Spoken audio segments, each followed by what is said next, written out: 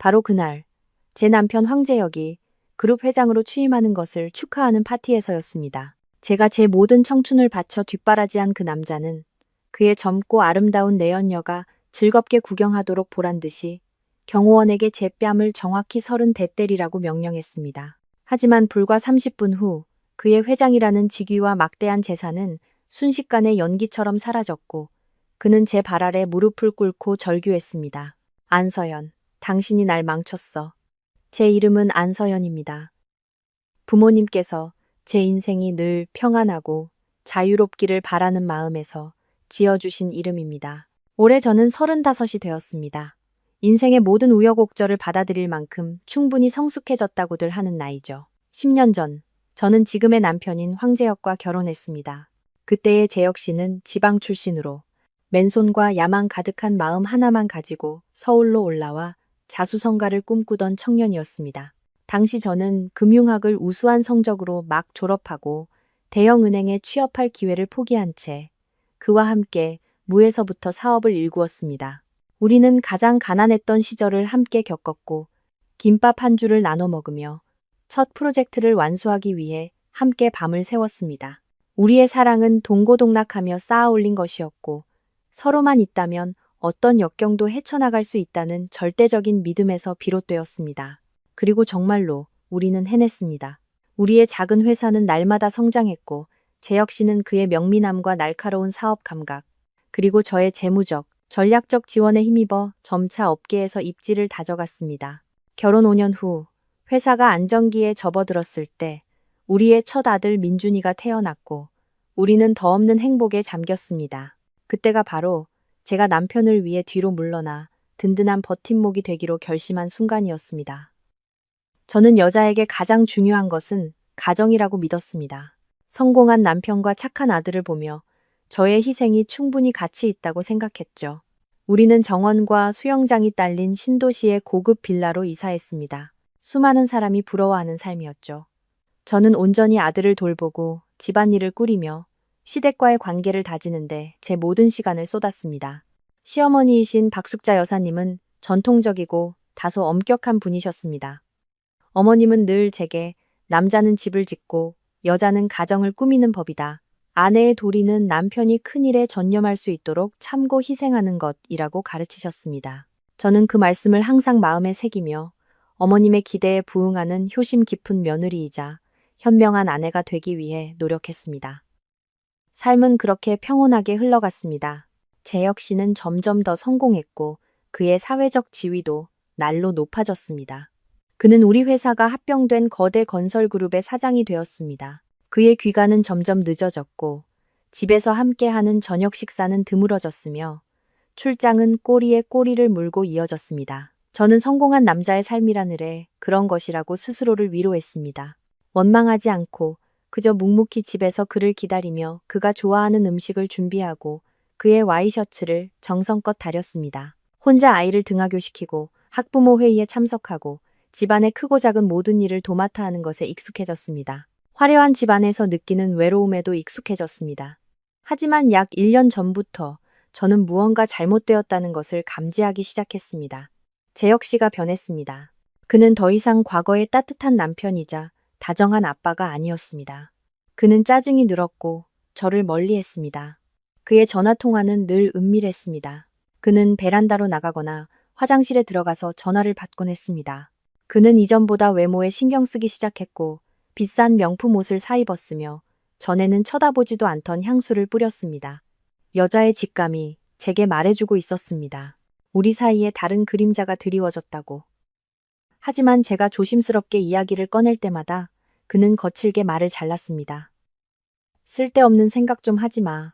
난 지금 처리할 일이 산더미인데 당신 시시콜콜한 소리 들어줄 시간 없어.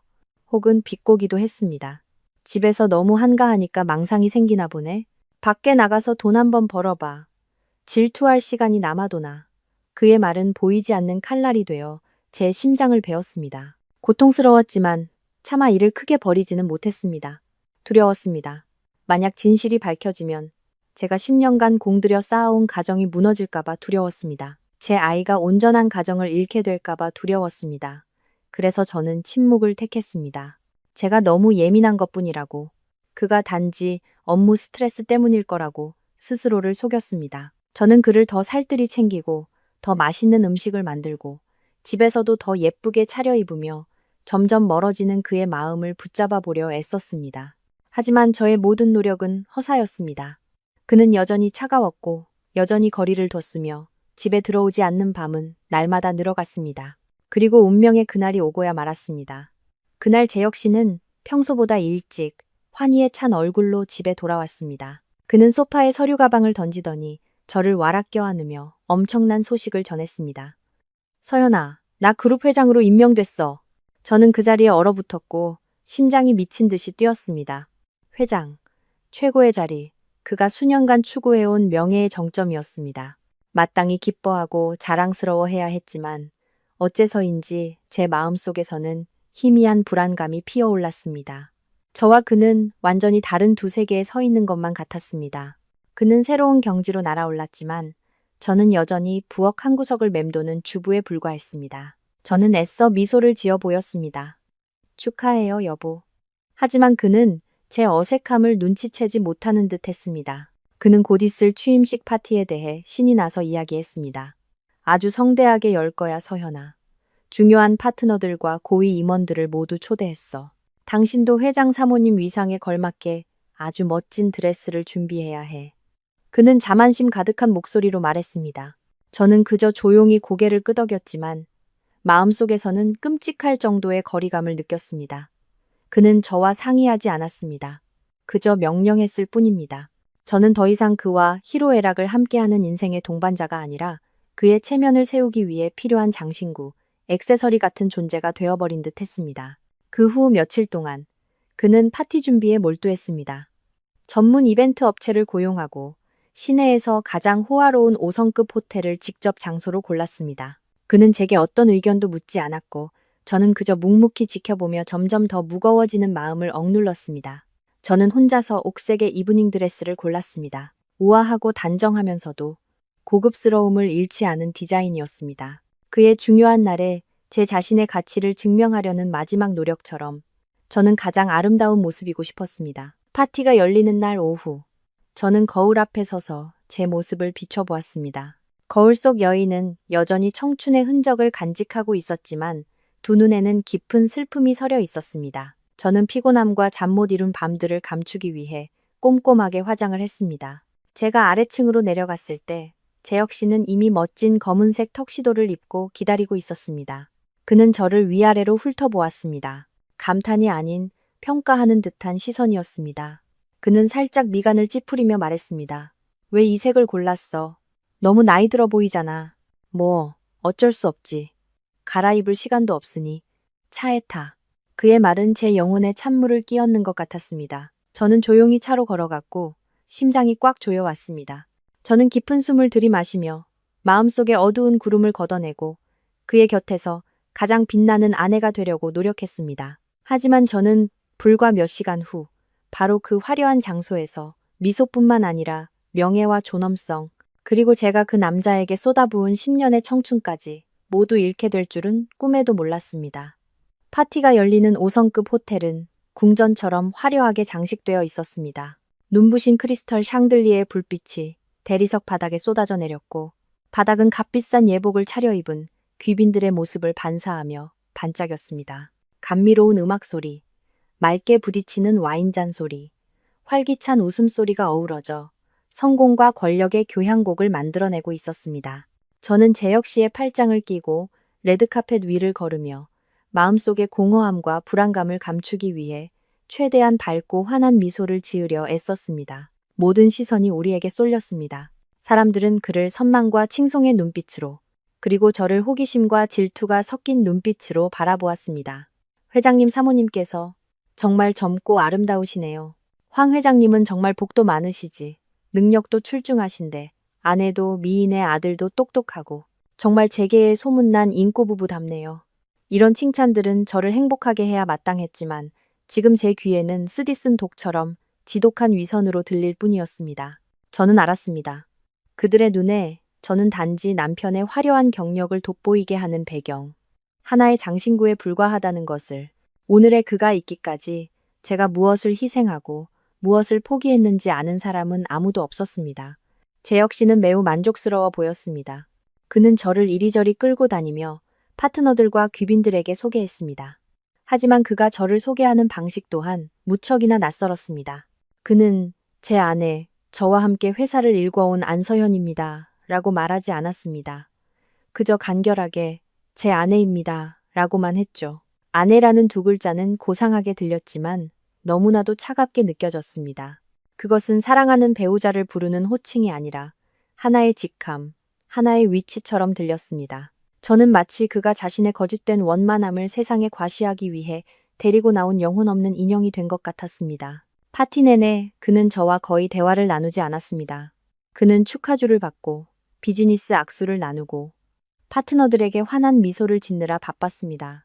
저는 조용히 한쪽 구석에 서서 마시지도 않을 레드 와인잔을 든 채 오가는 사람들을 멍하니 바라보았습니다. 제 가족을 축하하는 파티의 한가운데에서 저는 길을 잃고 외톨이가 된 기분이었습니다.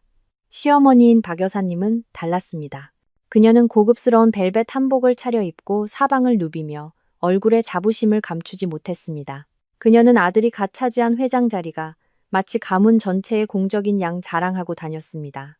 제가 혼자 서 있는 것을 보고 다가온 그녀는 다소 책망하는 듯한 목소리로 말했습니다. 서연아, 왜 여기 서 있니? 저쪽 가서 남편이랑 같이 손님 맞이를 해야지. 회장 사모님답게 격조 있게 행동해야지. 그렇게 시무룩하게 있으면 남들이 웃는다. 저는 그저 작게 고개를 끄덕였지만 두 발은 바닥에 뿌리내린 듯 꼼짝도 할 수 없었습니다. 저는 이 위선적인 분위기에 도저히 섞여들 수가 없었습니다. 그리고 파티가 절정에 달했을 때 그녀가 나타났습니다. 열기가 최고조에 달한 연회장 한가운데로 몸에 딱 붙는 강렬한 붉은색 드레스를 입은 젊은 여자가 걸어 들어왔습니다. 그녀는 매우 젊었고 아마 20살 초반으로 보였습니다. 이목구비는 화려하고 날카로웠으며 붉게 칠한 입술은 도발적이었습니다. 연회장 안의 모든 시선이 그녀에게 쏠리는 듯 했습니다. 그녀는 혼자가 아니었습니다. 그녀의 곁에서 다정하게 팔짱을 끼고 있는 남자는 다름 아닌 제 남편 황재혁이었습니다. 그 순간 시간이 멈춘 듯 했습니다. 귀가 먹먹해지고 눈앞이 아찔했으며 누군가 가슴을 쥐어짜는 듯 했습니다. 저는 그 자리에 얼어붙었고 손에 들고 있던 와인잔이 바닥으로 떨어져 산산조각 났습니다. 흩어진 유리 조각들은 마치 제 심장 같았습니다. 재혁 씨는 저를 쳐다보지도 않았습니다. 그는 그 여자를 데리고 거대한 케이크가 놓인 무대 위로 직행했습니다. 그는 마이크를 잡았고 그의 우렁찬 목소리가 연회장 전체에 울려 퍼졌습니다. 오늘 귀한 시간을 내어 자리를 빛내주신 모든 분께 감사드립니다. 오늘은 제게 매우 특별한 날입니다. 그리고 이 기쁜 날을 더욱 완벽하게 만들어줄 더 특별한 한 사람을 여러분께 소개하고자 합니다. 그는 그 여자를 돌아보았습니다. 그의 눈빛은 제가 아주 오랫동안 받아보지 못했던 애정과 총애로 가득 차 있었습니다. 이쪽은 최지아 양입니다. 늘 제 곁에서 저를 격려해주고 오늘날의 성공에 이를 수 있도록 영감을 준 사람입니다. 그녀는 저의 에너지이자 저의 미래입니다. 연회장이 술렁이기 시작했고 여기저기서 수군거리는 소리가 터져 나왔습니다. 어떤 이는 어리둥절해했고 어떤 이는 호기심에 가득 찼으며 또 어떤 이는 동정의 눈빛으로 저를 쳐다보았습니다. 저는 그 모든 관심의 중심에 서서 수백 개의 눈앞에 벌거벗겨진 듯한 기분을 느꼈습니다. 고통과 굴욕, 분노가 해일처럼 가슴속에서 휘몰아치며 제가 애써 억누르고 있던 모든 평정심을 휩쓸어 갔습니다. 저는 울지 않았습니다. 제 눈물은 이미 오래전에 말라버렸습니다. 저는 그저 끔찍할 정도의 공허함만을 느꼈습니다. 10년의 희생, 10년의 헌신이 결국 만인 앞에서 공개적인 치욕으로 돌아왔습니다. 그는 단지 바람을 피운 것이 아니었습니다. 그는 제 명예를 짓밟고 제 존재 자체를 완전히 부정하고 싶어 했습니다. 시어머니도 충격에 빠진 듯 했습니다. 그녀는 입을 벌린 채 얼굴이 창백해져 아들이 방금 한 말을 믿을 수 없다는 표정이었습니다. 그녀는 저를 돌아보았고 그 눈빛에는 분노와 당혹감이 복잡하게 뒤섞여 있었습니다. 저는 깊은 숨을 들이마시며 마지막 남은 힘을 쥐어짰습니다. 여기서 무너질 수 없어. 그들에게 약한 모습을 보일 순 없어. 저는 천천히 무대를 향해 걸어갔습니다. 발걸음은 천근만근 무거웠지만 눈빛은 얼음장처럼 차갑고 단호했습니다. 제가 다가오는 것을 본 재혁 씨는 약간 당황했지만 이내 오만한 표정을 되찾았습니다. 내연 여인 최지아라는 여자는 도발적인 눈빛으로 저를 쳐다보며 입꼬리를 올려 비웃었습니다. 저는 그들 앞에서 적당한 거리를 두고 멈춰 섰습니다. 저는 그녀를 보지 않았습니다. 오직 재혁 씨의 눈을 똑바로 쳐다보았습니다. 제 목소리는 떨렸지만 한 글자 한 글자는 분명했습니다. 황재혁 씨, 설명해 줄 수 있어요? 이 여자는 누구죠? 그리고 당신의 법적인 아내이자 가장 힘들었던 시절을 함께했던 저는 지금 당신 눈에 뭐죠? 재혁 씨는 미간을 찌푸렸고 그의 목소리는 차갑고 잔인해졌습니다. 안서연, 여기서 난동 부리지 마. 지금 내 체면 깎아내리는 거 안 보여? 자리로 돌아가. 할 얘기 있으면 집에 가서 해. 체면? 저는 뼛속까지 시린 비웃음을 터뜨렸습니다. 당신은 파티에 내연녀를 버젓이 데려와 여왕처럼 소개하고 나는 낡은 물건처럼 내팽개쳤잖아요. 도대체 누가 누구의 체면을 깎아내리고 있는 거죠? 연회장에는 침묵이 흘렀습니다.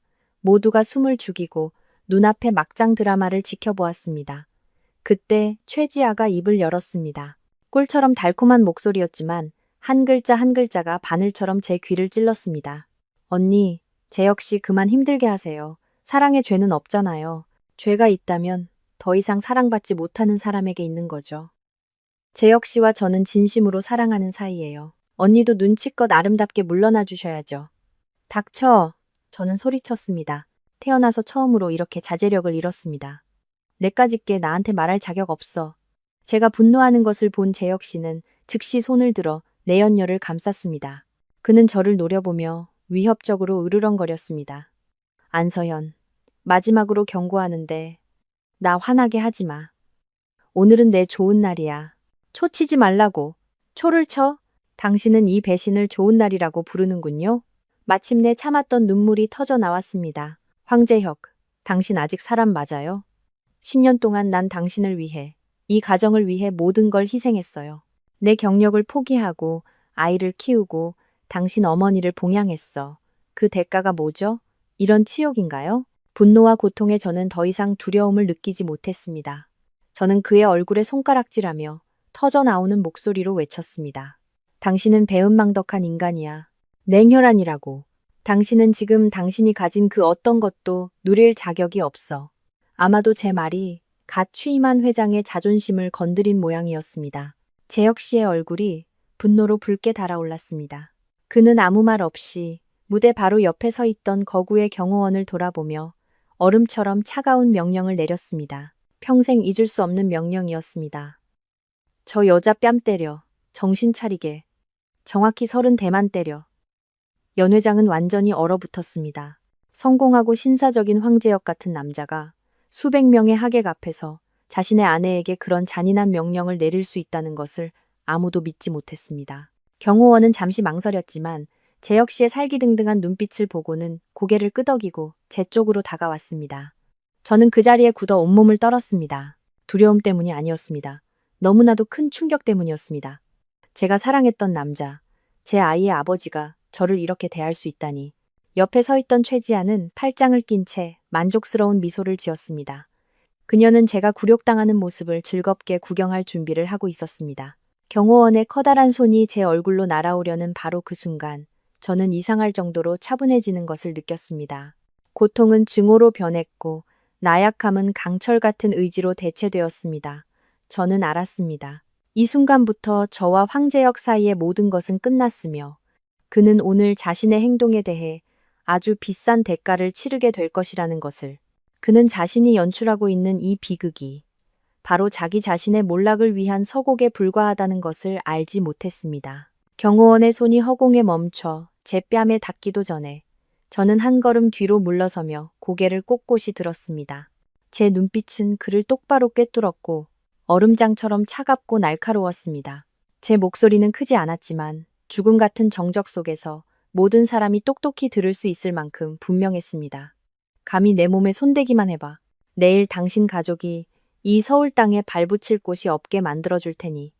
제 말에는 무시할 수 없는 위협이 담겨 있었습니다. 경호원은 흠칫하며 멈춰섰고 그의 커다란 손이 떨렸으며 눈빛에는 당혹감이 역력했습니다. 그는 그저 월급쟁이에 불과했고 재혁 씨에게 충성하더라도 스스로 화를 자초할 만큼 어리석지는 않았습니다. 그는 다른 명령을 기다리듯 재혁 씨를 돌아보았습니다. 재혁 씨는 분노로 얼굴이 시뻘개졌습니다. 그는 늘 순하고 인내심 강했던 제 아내가 그렇게 날 선 말을 내뱉을 줄은 상상도 못했을 겁니다. 그가 소리쳤습니다. 귀먹었어? 저 여자 뺨을 때리라고. 모든 책임은 내가 져. 하지만 저는 그에게 행동할 기회를 주지 않았습니다. 저는 재혁 씨를 돌아보며 입가에 희미하고 차가운 미소를 띄었습니다. 황재혁 씨, 당신이 그 책임을 감당할 수 있을 거라고 정말 확신해요? 그렇게 말하고 저는 조금의 망설임도 없이 몸을 돌려 걸어갔습니다.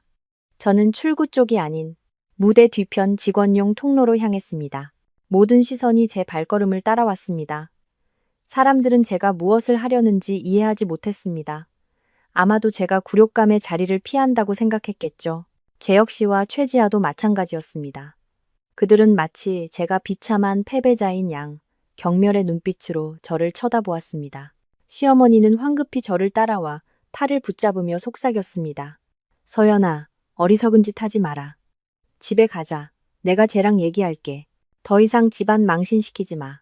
저는 조용히 그녀의 손을 뿌리치고 아무 말 없이 연민과 씁쓸함이 뒤섞인 눈빛으로 그녀를 바라보았습니다. 그녀는 자신이 지키려 애쓰는 그 가정이 사실은 속부터 썩어 문드러졌다는 것을 깨닫지 못하고 있었습니다. 저는 무대 뒤로 들어섰고 그곳에는 몇몇 직원들이 당황한 채 저를 쳐다보고 있었습니다.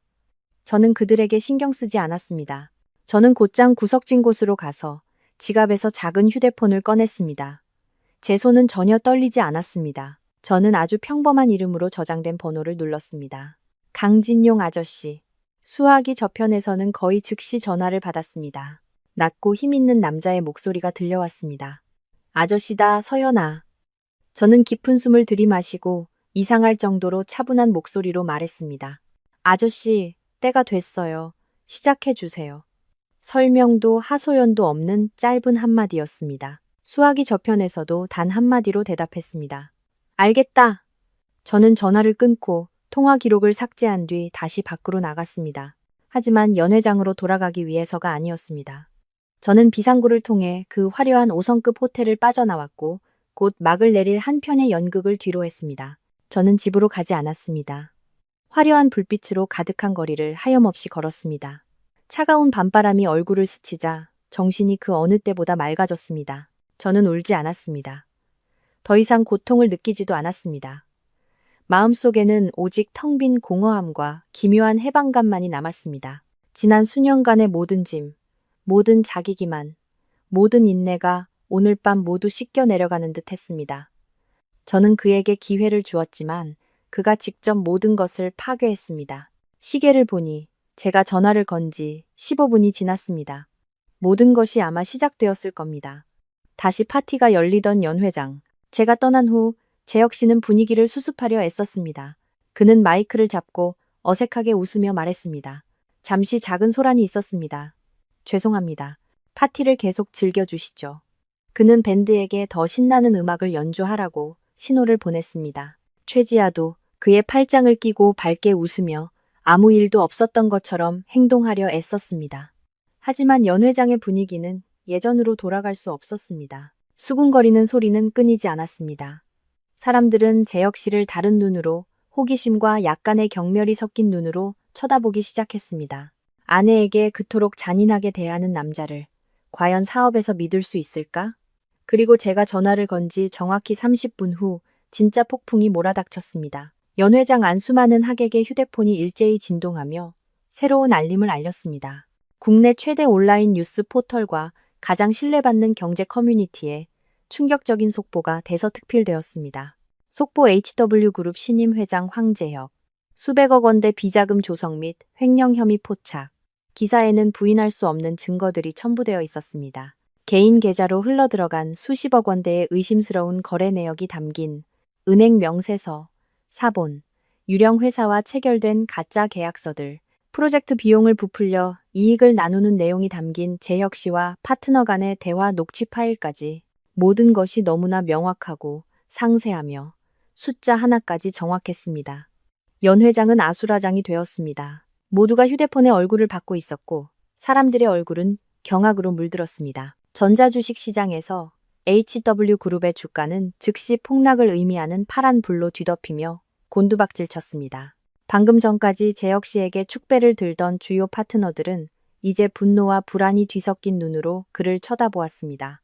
재혁 씨의 휴대폰도 미친 듯이 울리기 시작했습니다. 그는 떨리는 손으로 전화를 받았습니다. 수화기 저편에서는 부회장의 다급한 목소리가 들려왔습니다. 회장님, 큰일 났습니다. 회장님의 비리 증거 전체가 인터넷에 전부 퍼졌습니다. 주주들이 긴급 이사회를 요구하고 있고 금융감독원도 조사에 착수했습니다. 재혁 씨는 그 자리에 얼어붙었고 휴대폰이 손에서 떨어져 대리석 바닥 위에서 산산조각 났습니다. 그의 얼굴은 핏기 하나 없이 새하얗게 질렸습니다. 그는 비틀거리며 급히 다른 사람의 휴대폰을 빌려 기사를 확인했습니다. 그 증거들을 본 그의 눈은 공포로 크게 뜨였습니다.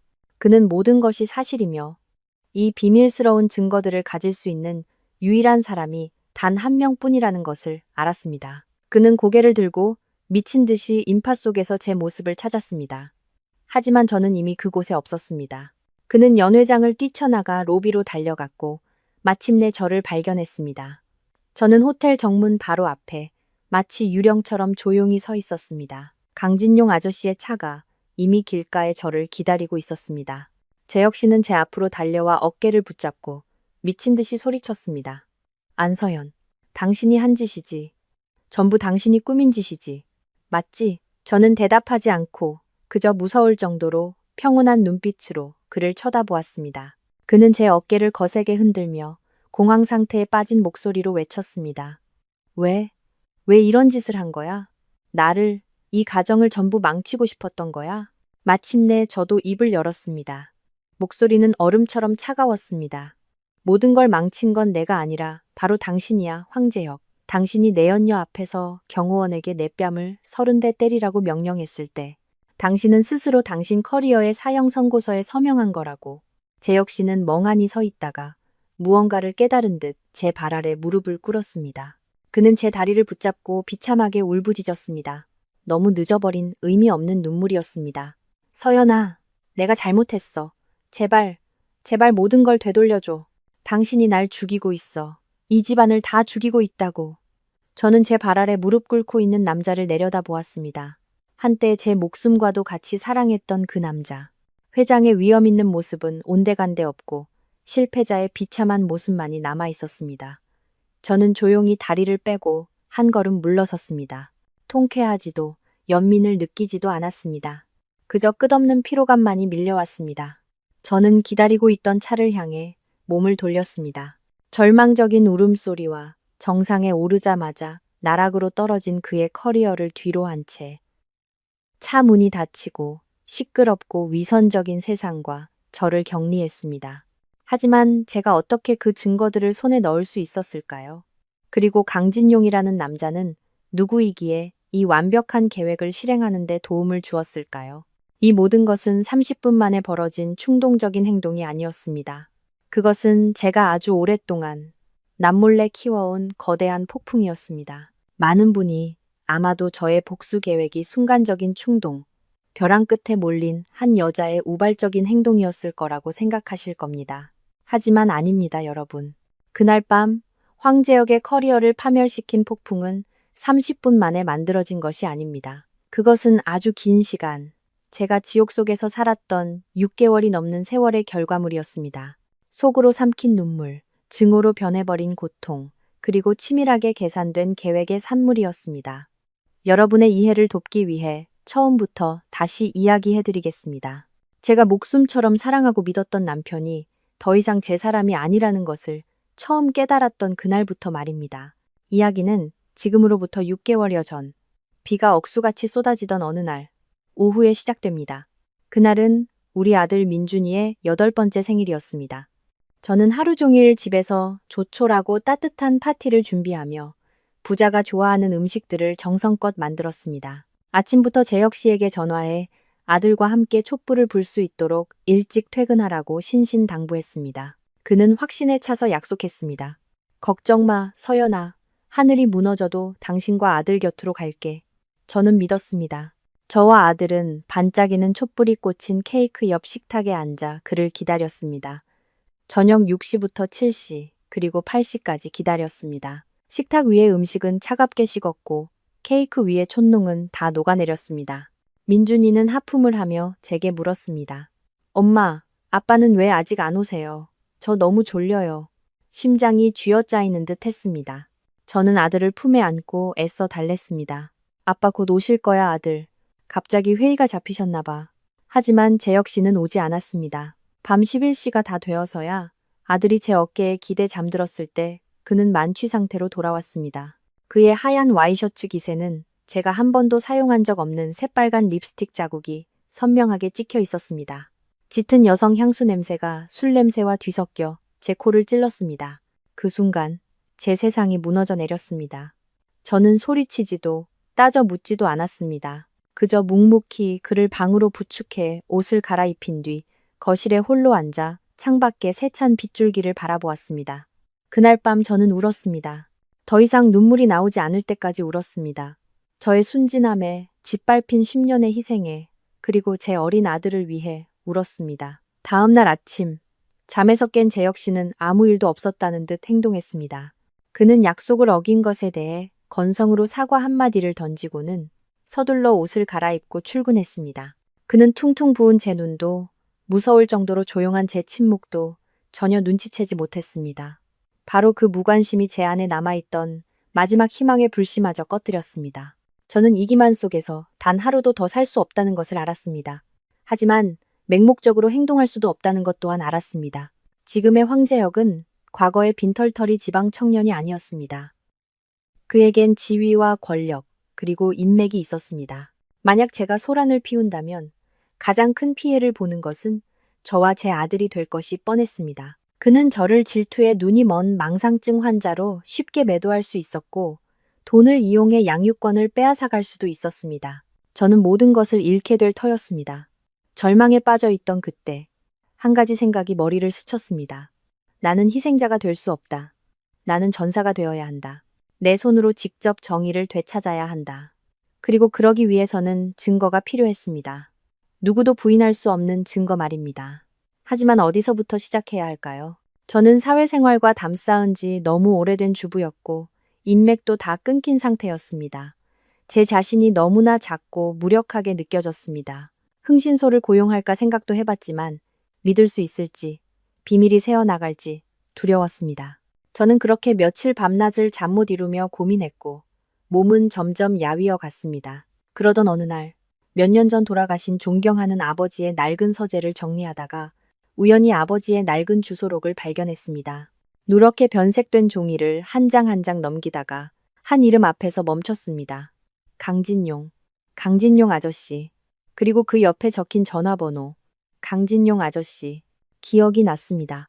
아저씨는 아버지의 가장 친한 친구이자 의형제셨습니다. 예전에 아저씨가 집에 오실 때마다 저를 번쩍 안아주시고 사탕을 쥐어주시곤 했습니다. 아저씨 또한 성공한 사업가셨고 아버지가 늘 그 정직함과 능력을 존경해 마지 않던 분이셨습니다. 아버지가 돌아가신 후 우리 가족과 아저씨의 연락도 뜸해졌습니다. 이 번호가 아직 사용 가능한 번호일지 알 수 없었지만 절박한 심정에 저는 마지막 희망을 걸어보기로 했습니다.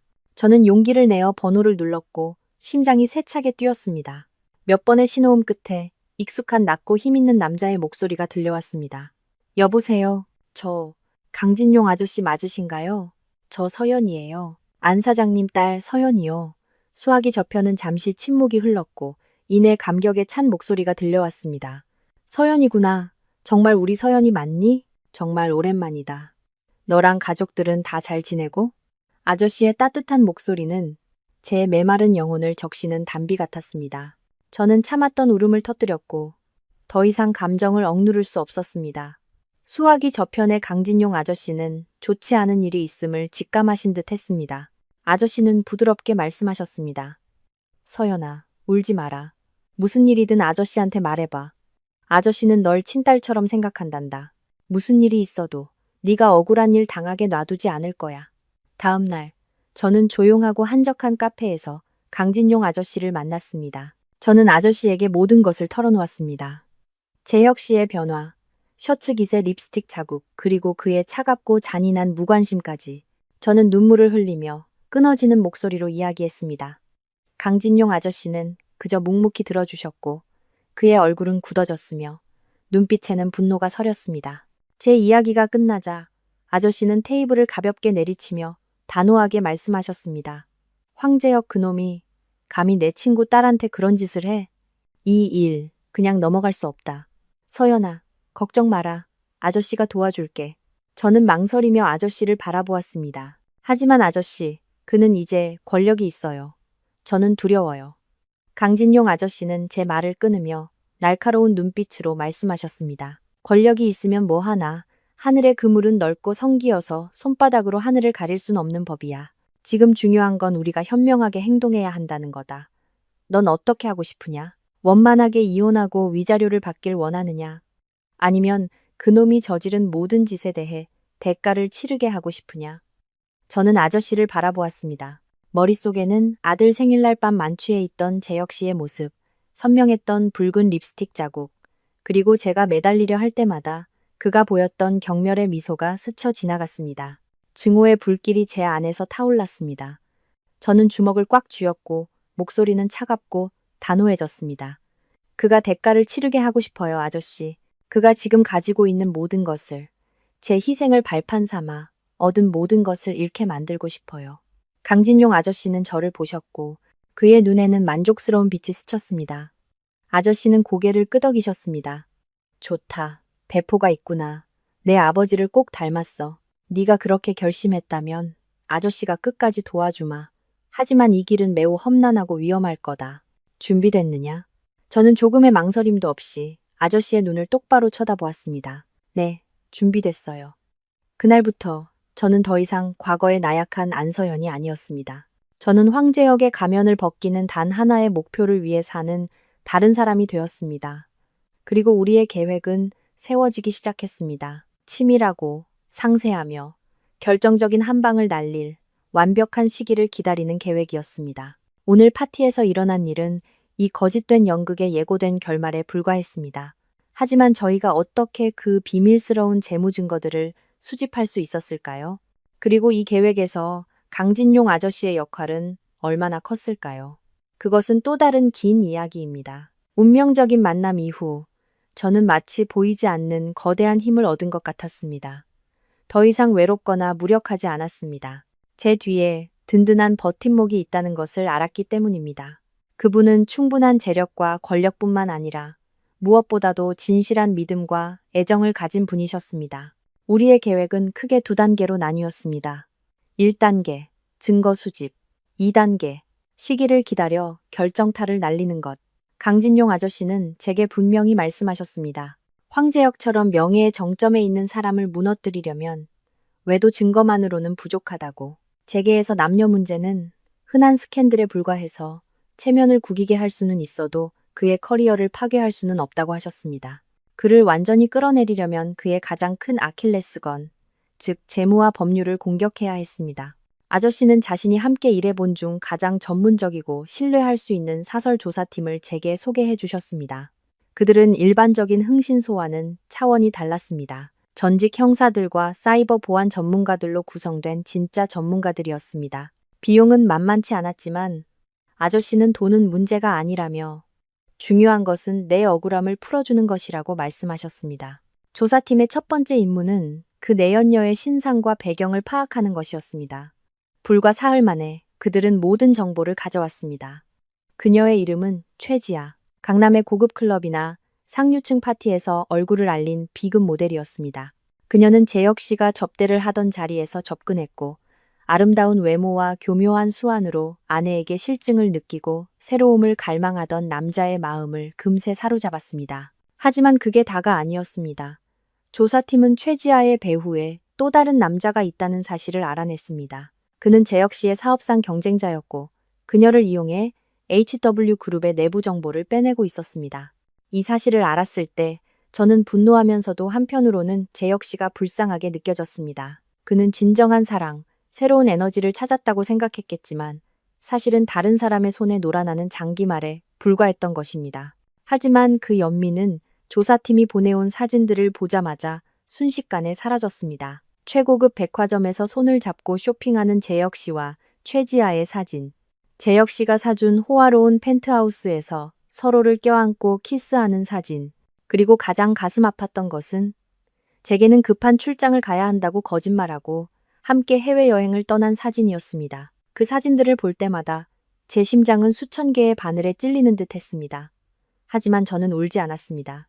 그저 모든 것을 저장해 컴퓨터의 별도 폴더에 넣고 배신이라는 이름을 붙였습니다. 최지아를 추적하는 것과 동시에 조사팀의 더 중요한 임무는 재혁 씨의 재무 상태를 조사하는 것이었습니다. 재혁 씨는 거래에 있어 매우 신중하고 교묘했기 때문에 이 부분이 가장 어려웠습니다. 아저씨는 조사팀을 돕기 위해 자신의 인맥을 총동원해야 했습니다. 대형 은행의 고위직에 있는 오랜 친구에게 부탁해 의심스러운 자금 흐름을 추적하는 데 도움을 받았습니다. 그리고 끔찍한 진실들이 서서히 드러나기 시작했습니다. 재혁 씨는 단순히 내연녀에게 생활비를 대준 것이 아니었습니다. 그는 2년여 전부터 회사 돈을 빼돌리기 시작했습니다. 그는 신뢰하는 측근들의 명의로 수많은 유령 회사, 즉 페이퍼 컴퍼니를 설립했습니다. 그런 다음 이 회사들과 가짜 건설 계약이나 자재 공급 계약을 맺고 그 가치를 몇 배로 부풀려 그룹의 자금을 빼돌렸습니다. 저는 컴퓨터 화면 앞에 앉아 조사팀이 보내온 보고서와 은행 명세서를 하나하나 읽었습니다. 제 손이 떨렸습니다. 두려움 때문이 아니라 지독한 혐오감 때문이었습니다. 제가 한때 그의 재능과 의지를 존경했던 그 남자는 사실 수단과 방법을 가리지 않는 탐욕스러운 괴물이었습니다. 그는 주주들과 이사회, 그리고 저의 신뢰를 이용해 사리사욕을 채웠습니다. 그가 빼돌린 돈은 수백억 원에 달했습니다. 그와 그의 내연녀가 평생 호화롭게 살기에 충분하고도 남는 거액이었습니다. 저는 두 사람이 푼돈을 아껴가며 생활비를 충당하던 가난했던 시절을 떠올렸습니다. 제가 새 옷 한 벌 사는 것을 포기하고 그 돈으로 그가 파트너를 만날 수 있도록 해주었던 날들을 기억했습니다. 그 모든 희생이 그의 눈에는 아마 한낱 희극에 불과했을 겁니다. 타고들수록 우리는 더 심각한 비리들을 발견했습니다. 재혁 씨는 횡령뿐만 아니라 대형 프로젝트를 수주하기 위해 일부 공무원들에게 뇌물을 제공한 혐의도 있었습니다. 그는 자신의 불법 행위를 은폐하기 위해 정교한 이익 집단 네트워크를 구축해 놓았습니다. 아저씨는 모든 서류를 검토한 후 단 한마디 하셨습니다. 이놈은 너만 배신한 게 아니야. 자기가 일궈온 사업 전체를 배신한 거다. 스스로 제 무덤을 판 셈이지. 저는 아저씨의 사무실에 앉아 있었습니다. 주위에는 두꺼운 서류 뭉치들이 쌓여 있었습니다. 저는 마치 거대한 괴물 앞에 서 있는 기분이었습니다. 제가 한때 사랑했던 남편의 탐욕과 거짓으로 만들어진 괴물 말입니다. 아저씨가 제게 물으셨습니다. 서연아, 이 증거들이면 당장 그놈을 법정에 세울 수 있다. 아주 무거운 형을 받게 될 거야. 그렇게 하길 원하느냐? 저는 한참 동안 침묵했습니다. 머릿속에 아들 민준이의 얼굴이 떠올랐습니다. 만약 재혁 씨가 감옥에 간다면 제 아들은 아버지 없이 자라야 합니다. 범죄자의 아들이라는 꼬리표를 달고 살아야 할지도 모릅니다. 그 고통은 제가 겪은 배신감보다 더 클지도 모릅니다. 저는 아저씨를 보며 고개를 저었고 목이 메어 말했습니다. 그가 감옥에 가는 건 원하지 않아요, 아저씨. 적어도 제 아들을 위해서요. 저는 단지 그가 가장 자랑스러워하는 모든 것을 잃게 하고 싶어요. 그의 커리어, 지위, 그리고 그의 오만함까지도요. 그가 정상에서 나락으로 떨어지는 기분을 맛보게 하고 싶어요. 지금 제가 느끼는 것처럼요. 아저씨는 저를 보셨습니다. 그의 눈에는 놀라움이 스쳤다가 이내 이해와 존중의 빛으로 바뀌었습니다. 아저씨는 고개를 끄덕이셨습니다. 알겠다. 네가 그렇게 원한다면 다른 방법이 있지. 법의 힘을 빌리지 않지만 감옥에 가는 것보다 더 고통스러운 방법이. 그리고 그때부터 계획의 2단계가 시작되었습니다. 우리는 그를 고발하지 않을 것입니다. 우리는 이 증거들을 무기로, 시한폭탄으로 만들어 그가 가장 예상치 못한 순간에 터뜨릴 것입니다. 그가 명예의 정점에 서 있는 순간, 자신이 세상의 주인이라고 느끼는 바로 그 순간의 말입니다. 그리고 그의 회장 취임식 파티는 그를 극적으로 끌어내릴 가장 완벽한 무대였습니다. 하지만 그 폭탄이 최대의 파괴력을 갖기 위해서는 한 가지 요소가 더 필요했습니다. HW그룹의 기반 자체를 흔들 수 있는 요소 말입니다. 그리고 그때 강진용 아저씨의 진정한 역할이 명확하게 드러났습니다. 만약 사설조사팀이 조용히 탄약을 모으는 선봉대였다면 강진용 아저씨는 전략을 짜고 마지막 전투를 준비하는 명장이었습니다. 제가 황제혁을 법정에 세우는 대신 비즈니스 세계에서 끌어내리기로 결정했을 때 강진용 아저씨는 의미심장하면서도 자랑스러운 미소를 지으셨습니다. 아저씨는 말씀하셨습니다. 서연아, 이제 정말 어른이 다 됐구나. 때로는 가장 고통스러운 처벌이 육체적인 구속이 아니라 정신적인 붕괴란다. 황제혁이 그걸 맛보게 해주자. 아저씨는 제게 계획을 설명하기 시작하셨습니다. 단순히 비리 증거를 인터넷에 터뜨리는 것만으로는 부족하다고 하셨습니다. 그것은 큰 충격을 주고 주가를 폭락시킬 수는 있지만 재혁 씨는 자신의 인맥과 수완으로 어떻게든 빠져나갈 방법을 찾을 것이라고요. 부하 직원에게 책임을 떠넘기거나 돈으로 여론을 막을 수도 있었습니다. 그가 다시는 재기할 수 없도록 하려면 내부에서부터 통제권을 장악해야 했습니다. 즉, 우리가 HW그룹 내에서 그의 운명을 결정할 수 있을 만큼 강력한 세력이 되어야 했습니다. 저는 어리둥절해서 물었습니다. 하지만 어떻게 그게 가능해요? 저는 소액 주주일 뿐이고 아저씨는 그룹과 아무 관련이 없으시잖아요. 아저씨는 백전노장다운 미소를 지으셨습니다. 누가 관련이 없다고 하더냐? 비즈니스 세계에서는 불가능이란 없다. 충분한 자금과 완벽한 계획만 있다면 말이지. 아저씨의 계획은 정말 저를 놀라게 했습니다. 지난 6개월 동안 제가 재혁 씨를 조사하는 것과 동시에 아저씨도 조용히 움직이고 계셨던 겁니다. 아저씨는 자신의 막대한 자산과 금융계 인맥을 동원해 유령 투자 펀드를 설립하셨습니다. 이 펀드는 아저씨의 이름이 아닌 아저씨가 절대적으로 신뢰하는 변호사나 금융 전문가들, 즉 완전히 무관한 사람들의 명의로 되어 있었습니다. 그 후 이 펀드는 주식시장에서 HW그룹의 주식을 사들이기 시작했습니다. 그들은 아무런 주목도 끌지 않고 조용하고 천천히 주식을 매집했습니다. 매일 조금씩 소액 개인 투자자들부터 자금을 회수하려는 주주들까지. 그들은 너무나 전문적으로 일을 처리해서 재혁 씨와 그룹 경영진을 포함한 그 누구도 거대한 상어가 조용히 자신들의 회사를 집어삼키고 있다는 사실을 눈치채지 못했습니다. 저는 그저 멍하니 듣고만 있었습니다. 제가 고통과 증오에 잠겨 있는 동안 아저씨가 저를 위해 그렇게 엄청난 일을 하고 계셨을 줄은 상상도 못했습니다. 아저씨는 저를 위로하고 격려했을 뿐만 아니라 자신의 재산과 심혈을 기울여 제가 정의를 되찾을 수 있도록 돕고 계셨던 겁니다. 제 눈에는 눈물이 고였습니다. 아저씨, 왜 저 때문에 이렇게까지 하세요? 아저씨는 손을 저으셨고 그의 눈빛은 따뜻하고 아련해졌습니다. 서연아, 아저씨는 너만을 위해서 이러는 게 아니란다. 네 아버지를 위해서이기도 하지. 예전에 네 아버지가 살아계셨을 때 나와 네 아버지에게는 꿈이 있었단다. 정직하게 사업을 해서 사회에 이로운 튼튼한 기업을 만드는 것이었지. 하지만 내 아버지가 일찍 세상을 떠나고 나도 혼자 고군분투해야 했어. 젊고 재능 있는 황제혁. 게다가 네가 선택한 사람이니 그가 네 아버지를 대신해 그 꿈을 이뤄줄 거라 기대했었다. 하지만 그는 잘못된 길로 갔어. 기업을 사리사욕을 채우는 도구로 만들었고 모든 사람의 신뢰를 배신했지.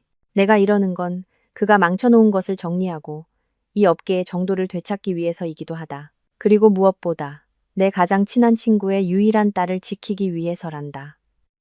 아저씨의 진심 어린 말씀을 듣고 저는 감사합니다 라는 두 글자 외에는 아무 말도 할 수 없었습니다. 그 어떤 말로도 제 깊은 감사함을 다 표현할 수 없었습니다. 아저씨는 계획에 대해 계속 설명하셨습니다. 현재 아저씨의 투자펀드가 HW그룹의 지분 거의 30%를 보유하고 있다고 하셨습니다.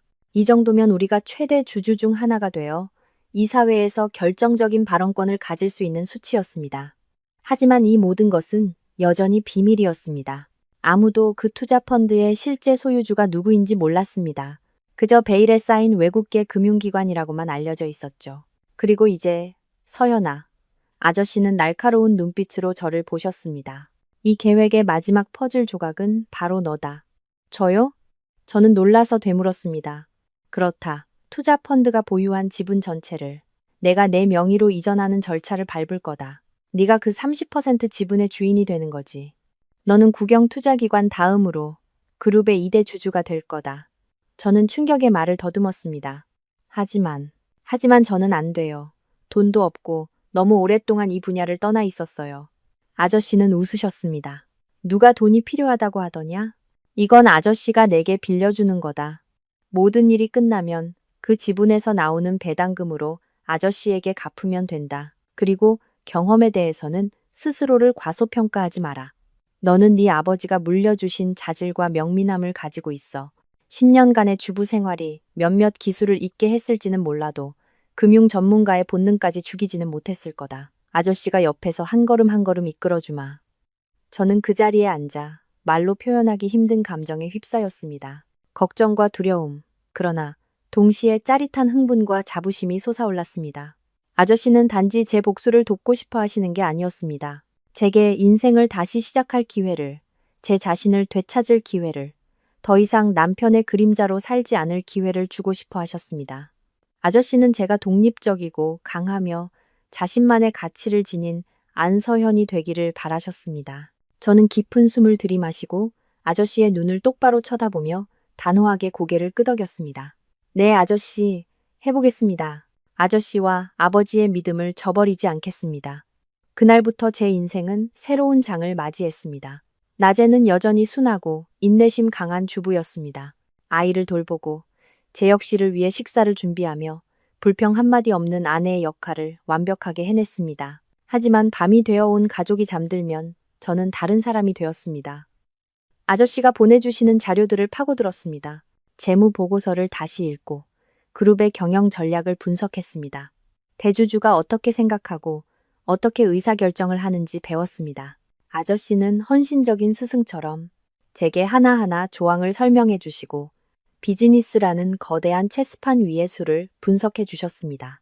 점차 제가 잊었다고 생각했던 금융 지식들이 다시 깨어났고 이전보다 더 날카롭고 강해졌습니다. 저는 더 이상 10년 전의 순진한 안서연이 아니었습니다. 저는 배신의 고통으로 단련되었고 가장 날카로운 무기들로 무장했습니다. 저는 그저 기다렸습니다. 황제혁이 명예의 정점에 오르는 날, 바로 그날이 제가 그의 아내가 아닌 그의 가장 큰 적으로 공식적으로 등장하는 날이 될 것이었습니다. 시한폭탄은 이미 설치 완료되었습니다. 그 기폭 스위치는 바로 취임식 파티였고 저마자는 다름 아닌 저 자신이었습니다. 하지만 어떻게 그 폭탄을 가장 완벽하게 터뜨려 재혁 씨가 빠져나갈 길을 완전히 차단할 수 있었을까요?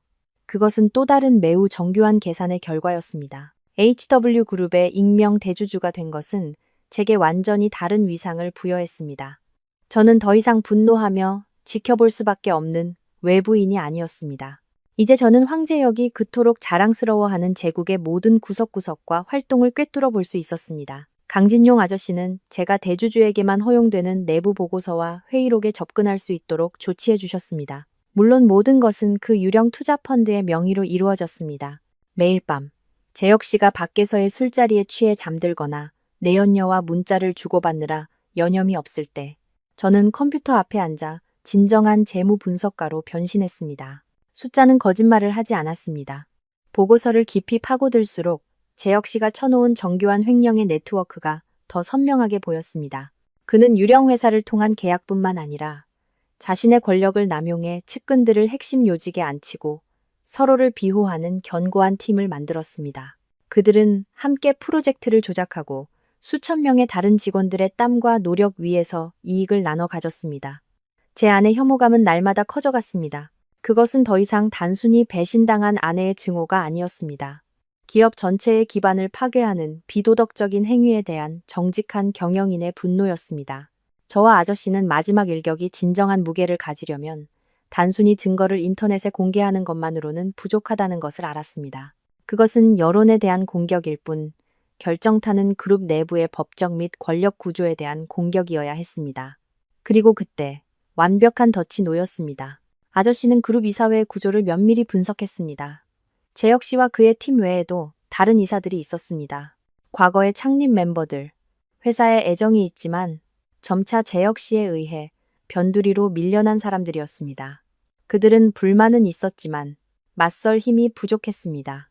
그들이 바로 우리가 끌어들여야 할 잠재적인 동맹이었습니다. 아저씨의 조언에 따라 저는 조용한 접촉 작전을 시작했습니다. 제가 직접 나서지는 않았습니다. 대신 아저씨는 우리 투자 펀드를 대표하는 변호사를 보내 이사회의 각 멤버들을 비밀리에 만났습니다. 변호사는 우리가 재혁 씨를 끌어내리려 한다고 말하지 않았습니다. 그는 단지 경영 실적의 하락, 의심스러운 투자 결정에 대한 날카로운 분석을 제시하며 그들의 마음에 의심의 씨앗을 심었습니다. 동시에 리더십이 교체될 경우 그룹을 위한 유망한 구조조정 계획과 새로운 비전을 제시했습니다. 아저씨의 이수는 매우 고단수였습니다. 이 싸움을 개인적인 복수전이 아닌 그룹 전체의 생존과 발전을 위한 투쟁으로 만든 것입니다. 이는 애사심이 있는 이사들의 마음을 움직였습니다. 그들은 동요하기 시작했습니다. 그동안 제게는 또 다른 임무가 있었습니다. 오직 저만이 할 수 있는 임무. 바로 황재혁의 서명을 받아내는 것이었습니다. 평범한 종이 위서명이 아닌 그가 비밀 거래에 사용하는 전자서명, 즉 공인인증서였습니다. 아저씨는 그것을 손에 넣으면 조사팀조차 접근할 수 없었던 최고 기밀 문서에 접근할 수 있을 것이라고 말씀하셨습니다. 하지만 어떻게 그것을 얻을 수 있을까요? 재혁 씨는 의심이 매우 많은 사람이었습니다. 그는 인증서가 담긴 USB를 항상 몸에 지니고 다녔습니다. 저는 여러 밤을 고민한 끝에 그의 가장 큰 약점인 오만함과 바람기를 이용해 덫을 놓기로 결정했습니다. 저는 재혁 씨의 내연녀 최지아가 값비싼 선물을 자주 요구하는 습관이 있다는 것을 알았습니다. 사람을 붙여 추적한 결과 그녀가 최근 거의 1억 원에 달하는 한정판 명품 가방을 눈독 들이고 있다는 것을 알아냈습니다. 저는 그녀가 조만간 재혁 씨에게 사달라고 조를 것이라는 것을 알았고 한 발 앞서 움직였습니다. 아저씨께 부탁해 VIP 고객의 명의로 그 가방을 먼저 사드렸습니다. 그런 다음 저는 제 연기를 시작했습니다. 재혁 씨의 기분이 가장 좋아 보이는 어느 날 저녁을 골랐습니다. 근사한 저녁 식사를 준비하고 예쁘게 차려입은 뒤 매우 다정한 척했습니다. 식사 후 저는 슬픈 표정을 지으며 그에게 말했습니다. 재혁 씨, 요즘 당신 정말 힘든 거 알아요. 제가 집에서 당신한테 큰 도움이 못 되는 것도 알고요. 그냥 당신을 기쁘게 할 만한 일을 뭐라도 하고 싶었어요. 재혁 씨는 놀란 듯 했습니다.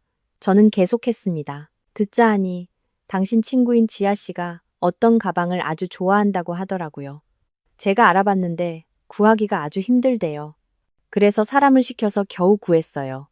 지아 씨한테 선물로 보내주고 싶어요. 그냥 안면 트는 선물이라고 생각하고요. 다른 사람들이 저를 질투 많고 이기적인 아내라고 생각하는 거 싫어요. 당신 아내가 얼마나 현명한지 보여주고 싶어요. 재혁 씨는 저의 고상한 태도에 완전히 허를 찔렸습니다. 아내와 내연녀가 화목하게 지내는 상황을 즐기는 남자의 오만함이 그의 모든 경계심을 무너뜨렸습니다. 그는 놀라움과 만족감이 섞인 눈으로 저를 보았습니다. 당신 정말 그렇게 생각해? 그럼요. 저는 최대한 연기를 잘하려고 애쓰며 답했습니다. 당신만 좋으면 돼요. 그런데 해외 결제가 좀 복잡해서 제가 잘 모르겠어요. 혹시 당신 공인인증서로 결제 승인 좀 도와줄 수 있어요? 제가 다 준비해놨어요. 저는 제 태블릿 PC를 그에게 건넸습니다. 화면에는 아저씨의 사이버 보안팀이 만든 가짜 결제 사이트가 열려 있었습니다. 그 사이트는 신뢰할 수 있는 해외 결제 시스템과 똑같은 인터페이스를 가지고 있었습니다. 재혁 씨는 조금의 의심도 없이 심지어 만족스러운 미소까지 지으며 말했습니다. 알았어, 내가 도와줄게. 당신 정말 최고의 아내야. 그는 보안키가 담긴 USB를 태블릿에 꽂고 비밀번호를 입력한 뒤 확인 버튼을 눌렀습니다. 바로 그 순간 숨겨진 프로그램이 활성화되었습니다. USB 안의 모든 데이터, 즉 공인인증서와 암호화된 파일들이 복사되어 단 몇 초 만에 저희 서버로 전송되었습니다. 결제를 마친 후 재혁 씨는 아무것도 모른 채 USB를 뽑았습니다. 그는 심지어 저를 사려 깊다고 칭찬하며 앞으로 더 잘해주겠다고 약속했습니다. 저는 그저 미소 지었지만 마음속은 폭풍이 몰아치고 있었습니다. 제 자신의 위선에 혐오감을 느끼면서도 그를 완벽하게 속였다는 사실에 통쾌함을 느꼈습니다. 공인인증서를 손에 넣은 우리는 재혁 씨의 가장 어두운 비밀로 통하는 마지막 문을 열었습니다. 우리는 뇌물 계약서, 프로젝트 이권을 나누는 밀약서, 그리고 그가 해외에 조성한 거대한 비자금 계좌까지 찾아냈습니다. 이 모든 증거들은 조사팀이 수집한 것들과 합쳐져 황재혁의 커리어와 명성을 완전히 날려버릴 수 있는 원자폭탄이 되었습니다. 모든 준비는 끝났습니다. 우리는 단 한 가지, 그가 공식적으로 회장으로 임명되는 날만을 기다렸습니다. 그날은 그가 가장 높이 나는 날이자 가장 고통스럽게 추락하는 날이 될 것이었습니다. 덫은 완벽하게 설치되었고 먹잇감이 스스로 걸어 들어오기만을 기다리고 있었습니다. 그리고 파티에서의 30분짜리 전화통화는 바로 이 모든 것을 활성화하는 신호였습니다. 증거를 인터넷에 공개하고 핵심 주주들에게 서류를 보내고 긴급 이사회를 소집하는 신호 말입니다. 모든 것은 마치 프로그램된 기계처럼 동시에 정확하게 이루어졌고 황재혁에게는 단 1초의 반응할 시간도 주지 않았습니다. 하지만 재혁 씨가 무너진 후 시어머니와 그의 가족들은 어떻게 반응할까요? 그리고 저는 앞으로 또 어떤 싸움에 직면하게 될까요? 황재혁의 몰락이라는 거대한 지진은 제게뿐만 아니라 그동안 명성과 권력을 자랑스러워하던 그의 집안에도 치명타를 안겼습니다. 그날 밤 제가 떠난 후 파티는 아수라장이 되었습니다. 하객들은 썰물처럼 빠져나갔고 박 여사님과 다른 가족들의 휴대폰은 쉴 새 없이 울려댔습니다. 금융 스캔들에 대한 소식은 빛의 속도로 퍼져나갔습니다. 성공의 상징이었던 우리의 화려한 빌라는 이제 숨막힐 듯 무겁고 비통한 공기에 휩싸였습니다. 저는 바로 집으로 돌아가지 않았습니다. 강진용 아저씨는 저와 민준이가 당분간 머물 수 있도록 보안이 철저한 최고급 서비스드 레지던스를 마련해 주셨습니다. 아저씨는 지금은 폭풍의 중심에서 황씨 집안의 광기에서 벗어나 있어야 한다고 말씀하셨습니다. 아저씨는 이미 오후에 사람을 보내 학교에서 민준이를 데려와 이곳으로 바로 오게 하셨습니다. 아이는 방금 일어난 비극에 대해 아무것도 몰랐습니다. 천진난만한 얼굴로 곤히 잠든 아들을 보니 가슴이 아프면서도 한편으로는 위안이 되었습니다. 제가 이 모든 일을 벌인 것은 결국 아들의 미래를 지키기 위함이었습니다. 아들이 거짓과 불법으로 세워진 가정에서 자라지 않게 하기 위해서였습니다. 아저씨의 예상대로 바로 다음 날 아침 시어머니인 박 여사님이 레지던스 번호를 알아내 제게 전화를 걸었습니다. 그녀의 목소리는 더 이상 평소의 책망이 섞인 목소리가 아니었습니다. 상처 입은 짐승의 광기, 어린 절규였습니다. 안서현, 이 독사 같은 년, 네가 내 아들을 죽이고 이 집안을 다 망쳐놨어. 당장 이리 돌아와서 내 앞에서. 저는 차분하게 대답했습니다. 어머님, 돌아가지 않겠습니다. 그곳은 더 이상 제 집이 아니에요. 뭐? 네가 감히? 그녀는 전화기 너머로 소리쳤습니다. 그렇게 하면 다 끝날 줄 알아? 네가 이 집안 명예에 똥칠을 했어. 내가 널 가만두지 않을 거야. 네가 안 오면 내가 직접 찾아가마. 저는 그녀가 단순한 협박을 하는 것이 아님을 알았습니다. 그녀는 지독하고 교활한 여자였습니다. 하지만 저는 더 이상 고개 숙이고 순종만 하던 약한 며느리가 아니었습니다. 저는 이미 준비가 되어 있었습니다. 저는 그녀에게 차가운 목소리로 말했습니다. 어머님, 진정하시는 게 좋을 거예요. 어머님 아들은 제가 망친 게 아니라 스스로 자멸한 거예요. 만약 어머님께서 계속 소란을 피우신다면 그의 뇌물 수수 증거 역시 곧 경찰서로 보내지게 될까 두렵네요.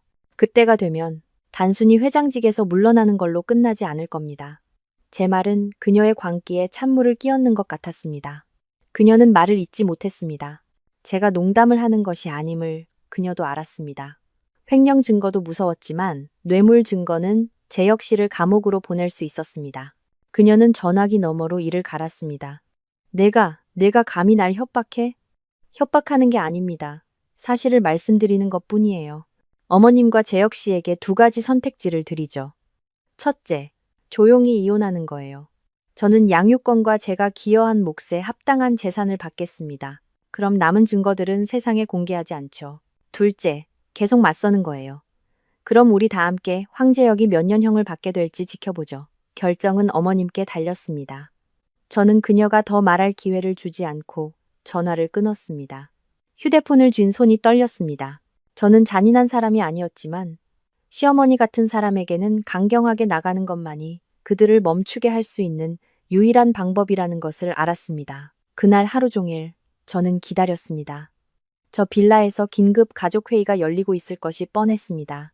그들은 체면과 돈을 잃는 것과 그들의 귀한 아들이 감옥에 가는 것 사이에서 저울질하고 있을 터였습니다. 저녁이 되자 재혁 씨에게서 전화가 왔습니다. 그의 목소리에는 더 이상 회장의 오만함도 어젯밤의 비참한 절규도 없었습니다. 대신 극도의 피로와 씁쓸함이 묻어났습니다. 안서현, 당신이 이겼어. 당신이 내 모든 걸 파괴했어. 저는 침묵했습니다. 그가 애원하듯 말을 이었습니다. 어머니가 쓰러지셔서 응급실에 실려 가셨어. 제발 나 좀 용서해 줄 수 없을까? 이혼해 줄게. 당신이 원하는 거 전부 다 줄게. 제발 나를 벼랑 끝으로 몰지는 말아줘. 민준이를 생각해줘. 아이가 감옥에 간 아빠를 둘 수는 없잖아.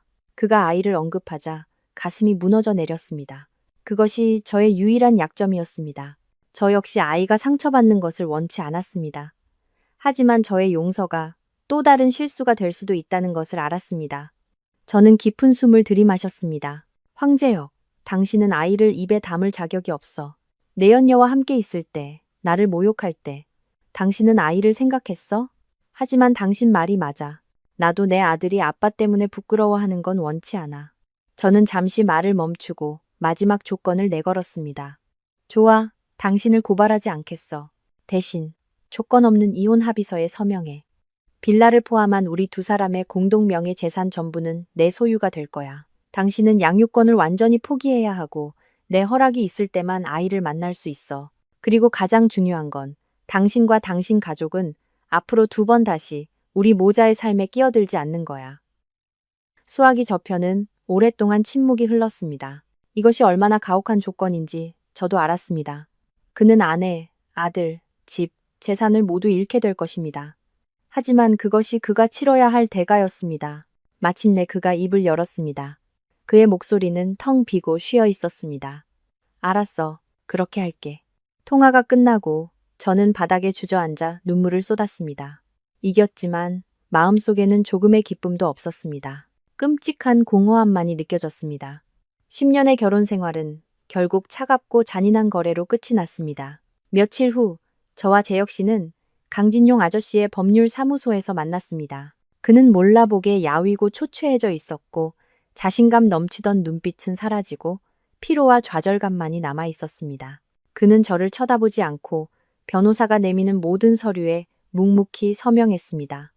모든 절차가 끝나고 그가 떠나기 전 마침내 저를 돌아보았습니다. 그의 눈빛은 복잡했습니다. 안서연, 꼭 묻고 싶은 게 있었어. 어떻게 그 모든 걸 알았지? 그 거래들, 그 계좌들, 우리 회사 재무팀장도 절대 알 수 없는 것들이었는데. 저는 운명의 그날 밤 이후 처음으로 그를 마주 보았습니다. 증오가 아닌 연민의 눈으로 그를 바라보았습니다. 저는 평온한 목소리로 대답했습니다. 당신이 잊었기 때문이야. 황재혁. 당신을 위해 기꺼이 뒤로 물러났던 당신의 주부 아내가 한때는 아주 뛰어난 재무 분석가였다는 사실을 당신이 잊었기 때문이지. 당신은 나를 무시했고 그게 당신의 가장 큰 실수였어. 그 말을 남기고 저는 한 번도 뒤돌아보지 않고 몸을 돌려 걸어 나왔습니다. 이 순간부터 저와 그의 인생은 다시는 만나지 않을 두 개의 평행선이 될 것임을 알았습니다. 하지만 재혁 씨가 정말 이렇게 쉽게 저를 놓아줄까요? 그리고 지독했던 시어머니가 아들과 손자, 재산을 모두 잃고 잠자코 있을까요? 저는 어쩌면 이 전쟁이 아직 끝나지 않았을지도 모른다고 생각했습니다. 황재혁이 이혼 서류와 재산 양도 서류에 서명한 후 저는 마침내 악몽이 끝났다고 생각했습니다. 자유를 얻었고 양육권을 가졌으며 새로운 삶을 시작하기에 충분히 튼튼한 재정적 기반도 마련했습니다. 한때 저의 행복과 고통이 모두 담겨있던 그 빌라는 이제 우리 모자의 소유가 되었습니다. 저는 사람을 시켜 집을 완전히 정리하고 황재혁의 물건은 모두 버렸으며 인테리어도 전부 바꿨습니다. 배신의 흔적을 지우려 애썼습니다. 그곳을 저와 민준이를 위한 진정한 보금자리, 오직 웃음과 평온함만이 가득한 곳으로 만들고 싶었습니다. 민준이도 변화를 감지한 듯 했습니다. 아이는 예전처럼 아빠에 대해 많이 묻지 않았고 제 곁에 꼭 붙어 더 밝고 활발해졌습니다. 정원에서 뛰어노는 아들을 보며 제 마음은 따뜻해졌습니다. 저의 모든 희생이 가치 있었다고 되뇌었습니다. 강진용 아저씨는 여전히 자주 우리 모자를 찾아오셨습니다. 아저씨는 제게 삼촌이자 스승, 그리고 귀한 조언을 아끼지 않는 정신적인 아버지 같은 존재였습니다. 아저씨는 이제 제 손에 모든 것이 있다며 재산과 그룹의 지분을 가지고 비즈니스 세계로 돌아가 제 가치를 증명하라고 말씀하셨습니다. 네 재능을 부엌 한 구석에 썩히지 마라, 서연아. 황재혁과 세상 사람들에게 네가 그 없이도 잘 살 수 있다는 걸. 아니, 훨씬 더 잘 살 수 있다는 걸 보여줘. 아저씨의 말씀은 제게 큰 동기부여가 되었습니다. 저는 진지하게 복귀를 고민하기 시작했습니다. 하지만 인생은 결코 기대처럼 평탄하지 않았습니다. 제가 서서히 균형을 되찾아갈 무렵 재혁 씨가 다시 나타났습니다. 그는 더 이상 변호사 사무실에서 봤던 초췌한 패배자가 아니었습니다. 어느 날 오후, 그는 상상도 못할 만큼 비참한 모습으로 저를 찾아왔습니다. 낡은 옷을 입고 얼굴은 수척했으며 수염은 덥수룩했습니다. 그는 빌라 대문 앞에 서서 초인종도 누르지 못하고 그저 안을 들여다보고 있었습니다. 저는 아들과 정원에서 놀다가 그를 발견했고 가슴이 철렁 내려앉았습니다. 민준이가 아빠를 보고 기뻐서 소리쳤습니다. 아, 아빠다. 아이는 문으로 달려가 재혁 씨의 다리를 와락 껴안았습니다. 재혁 씨는 몸을 숙여 아들을 품에 안았고 그의 눈에서 눈물이 흘러내렸습니다. 후회와 무력감의 눈물이었습니다. 저는 멀리서 그 광경을 지켜보며 마음이 복잡해졌습니다. 그를 아무리 증오해도 그가 제 아들의 아버지라는 사실은 부인할 수 없었습니다. 아들에게 아빠의 비참한 모습을 보여주고 싶지 않았습니다. 저는 다가가서 아들에게 조용히 말했습니다. 민준아, 먼저 집에 들어가 있어. 엄마가 아빠랑 할 얘기가 있어. 민준이는 착하게 고개를 끄덕이고 집으로 뛰어들어갔고 저와 재혁 씨만 남았습니다. 그는 고개를 들어 저를 보았고 그의 눈은 붉게 충혈되어 있었습니다. 목소리는 쉬어 있었습니다. 서현아, 나 이제 아무 자격 없는 거 알아. 하지만 제발, 제발 아들만이라도 자주 보게 해줘. 민준이가 너무 보고 싶어. 저는 침묵했습니다. 그가 애원하듯 말을 이었습니다. 모든 걸 잃고 나서야 뭐가 가장 소중한지 깨달았어. 회장 자리도, 돈도 아니었어. 바로 당신과 아들이었어. 내가 잘못했어, 서현아. 난 쓰레기였어. 용서받을 자격도 없는 놈이야. 그 여자한테 내 탐욕에 눈이 멀었었어. 그는 몰락 후의 날들에 대해 털어놓기 시작했습니다. 최지아는 그가 모든 것을 잃자마자 작별 인사 한마디 없이 그가 사준 아파트와 돈을 가지고 사라졌습니다. 그를 떠받들던 친구와 파트너들은 모두 등을 돌렸습니다. 그는 빚을 갚기 위해 마지막 남은 차까지 팔아야 했습니다. 그는 매일 밤 잠을 이룰 수 없었고 저와 아들의 모습이 계속해서 그를 괴롭혔다고 했습니다. 그는 후회한다고, 죽고 싶을 만큼 후회한다고 말했습니다. 솔직히 그 말을 듣고 제 마음도 조금은 흔들렸습니다. 저는 이 남자를 온 마음을 다해 사랑했었습니다. 위풍당당하던 회장이 빈털터리 신세가 된 것을 보니 일말의 안타까움도 없을 수는 없었습니다. 하지만 그 순간 경호원에게 제 뺨을 30대 때리라고 명령하던 그의 모습이 선명하게 떠올랐습니다. 최지아의 의기양양한 미소, 제가 겪어야 했던 굴욕의 순간들이 차가운 벽이 되어 제 안의 모든 동정심을 막아섰습니다. 저는 그를 보며 평온하지만 차가운 목소리로 말했습니다. 황재혁, 당신의 후회는 너무 늦었어. 그건 당신이 내게 준 상처를 지울 수 없어. 아이를 보러 오는 건 막지 않겠어. 하지만 그뿐이야. 우리 사이는 모든 게 끝났어. 재혁 씨는 그 사실을 받아들이지 못하는 듯 했습니다. 그는 무릎을 꿇고 제 손을 잡았고 눈물이 뺨을 타고 흘렀습니다. 서연아, 내가 잘못한 거 알아. 하지만 제발 다시 시작할 기회를 줘. 약속할게. 나 변할게. 당신과 아들을 위해 뭐든지 다 할게. 우리 처음부터 다시 시작하면 안 될까? 처음부터 다시 시작하자고? 저는 웃었습니다. 눈물보다 더 쓴 웃음이었습니다. 신뢰가 산산조각 났는데 어떻게 다시 시작할 수 있겠어? 당신 때문에 내 심장이 한번 죽었는데 어떻게 다시 시작할 수 있겠냐고? 황재혁, 일어나. 아들 눈에 당신 모습이 더 비참해지게 만들지 마. 그 말을 남기고 저는 집으로 들어가 굳게 문을 닫았습니다. 그의 흐느끼는 울음소리를 뒤로 한 채 그날 밤 저는 잠을 이루지 못했습니다. 계속해서 뒤척이며 생각했습니다. 내가 너무 잔인했던 걸까? 그의 후회는 진심이었을까? 하지만 이성이 다시 승리했습니다. 한 번 배신한 남자는 두 번도 배신할 수 있다고 스스로에게 말했습니다. 지금 저의 동정심이 미래의 또 다른 비극의 씨앗이 될 수도 있었습니다. 하지만 저는 틀렸습니다. 재혁 씨의 등장은 단순히 용서를 구하기 위함이 아니었습니다. 그 비참함 뒤에는 또 다른 계획, 더 교묘하고 악독한 계획이 숨어 있었습니다. 그 계획을 연출한 사람은 다름 아닌 제 전 시어머니, 박 여사였습니다. 그녀는 그렇게 쉽게 실패를 받아들일 사람이 아니었습니다. 저는 다시 한번 새로운 전쟁에 직면해야 했습니다. 폭력이 아닌 제 아들을 향한 제 모성애를 무기로 삼는 전쟁이었습니다. 황재혁이 후회하는 남자의 연기를 하는 동안 이 모든 일의 도화선이었던 내연녀 최지아 역시 자신만의 비극에 직면하고 있었습니다. 재혁 씨가 몰락한 그날 밤, 그녀는 자신이 의지하던 황금배가 침몰했다는 것을 재빨리 깨달았습니다. 조금의 망설임도 없이 그녀는 재혁 씨가 사준 모든 명품과 돈을 챙겨 호화로운 펜트하우스에서 자취를 감췄습니다. 그녀는 모든 것을 깨끗이 털어버리고 다른 재력가를 찾아 다시 호화로운 삶을 시작할 수 있을 거라고 생각했습니다. 하지만 그녀는 강진용 아저씨와 저를 너무 얕봤습니다. 아저씨는 제게 민준이 때문에 재혁 씨는 용서할 수 있어도 그가 잘못된 길을 가도록 부추긴 자들, 특히 저를 직접 모욕한 자는 용서할 수 없다고 말씀하셨습니다. 아저씨는 그녀에게 속하지 않은 것을 되찾기 위해 그녀를 감시하도록 사람을 붙였습니다. 그것은 저급한 복수가 아니었습니다. 아저씨는 재혁 씨가 회사 돈, 즉 불법 자금으로 그녀에게 집과 차를 사주고 생활비를 댔다는 증거를 모두 수집했습니다. 법적으로 그 모든 자산은 불법 재산이었고 회사에 반환되어 주주들에게 보상되어야 했습니다. 자취를 감춘 지 일주일 후 최지아가 한 리조트에서 휴가를 즐기고 있을 때 검은 정장을 입은 남자들과 변호사가 그녀를 찾아왔습니다. 그들은 소란을 피우거나 폭력을 쓰지 않았습니다. 그저 정중하게 법원의 지급 명령서를 그녀에게 건넸습니다. 명령서에는 그녀가 황재혁으로부터 받은 펜트하우스, 스포츠카, 그리고 은행 계좌에 있는 수십억 원의 현금을 포함한 모든 재산을 반환하라고 요구하는 내용이 담겨 있었습니다. 최지아는 그 자리에서 얼어붙었습니다. 그녀는 그것이 재혁 씨가 자발적으로 준 선물이라고 소리쳤지만 변호사는 미소를 지으며 불법 자금 흐름에 대한 수많은 증거를 제시했습니다.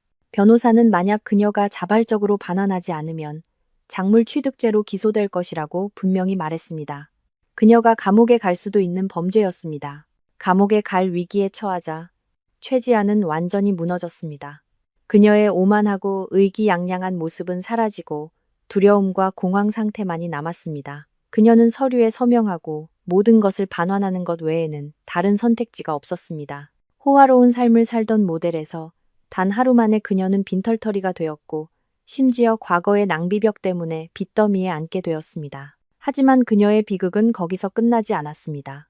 황재혁의 스캔들로 인해 최지아의 이름이 모든 언론에 오르내렸습니다. 그녀에게는 뻔뻔한 상간녀, 꽃뱀, 가정 파괴범이라는 꼬리표가 붙었습니다.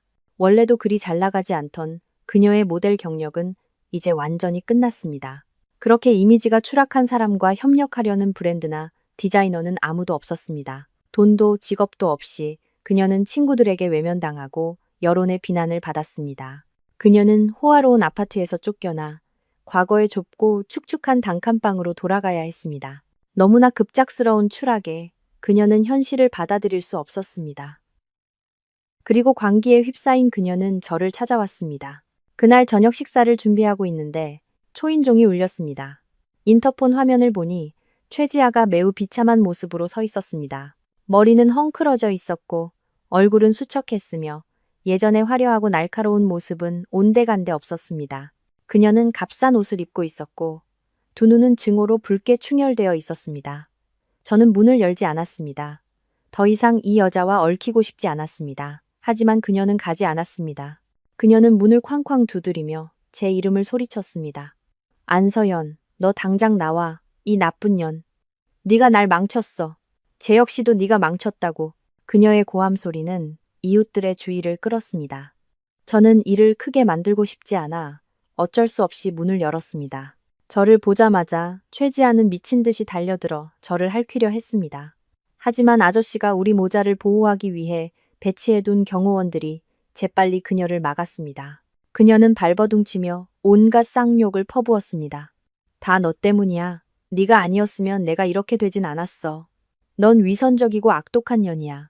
착한 척하면서 뒤에서 사람을 찌르는 년. 저는 아무런 감정 없이 그녀를 바라보았습니다. 그저 이 여자가 가증스러우면서도 한편으로는 불쌍하게 느껴졌습니다. 그녀 스스로 이 길을 선택했고 스스로 씨앗을 뿌렸으니 이제 그 열매를 거두는 것뿐이었습니다. 저는 차분한 목소리로 말했습니다. 최지아 씨, 당신을 망친 건 내가 아니라 당신 자신의 탐욕과 어리석음이에요. 다른 사람의 고통 위에 행복을 쌓을 수 있을 거라고 생각했어요? 돈으로 모든 걸 살 수 있을 거라고 생각했나요? 틀렸어요. 당신이 지금 겪고 있는 건 당신이 한 선택에 대한 대가일 뿐이에요. 너. 최지아는 할 말을 잃었습니다. 그녀는 증오와 절망이 뒤섞인 눈으로 저를 쳐다보았습니다. 너는 남편도 되찾고 재산도 되찾았으니 아주 통쾌하겠지? 저는 고개를 저었습니다. 남편은 되찾지 않았어요. 우리는 이혼했고 통쾌할 필요도 없어요. 나의 승리는 당신이나 황제역을 무너뜨리는 게 아니었으니까. 나의 승리는 내 아들에게 평화를 되찾아주고 나 자신을 되찾는 것이었어요. 그건 당신이 평생 이해하지 못할 거예요. 그 말을 끝으로 저는 경호원들에게 그녀를 데려가라고 신호했습니다. 그녀는 더 이상 저항하지 않고 비틀거리며 걸어갔습니다. 그녀의 뒷모습은 외롭고 비참했습니다. 그녀를 보며 저는 기쁨을 느끼지 않았습니다. 그저 피로감과 인생에 대한 씁쓸한 교훈만을 느꼈습니다.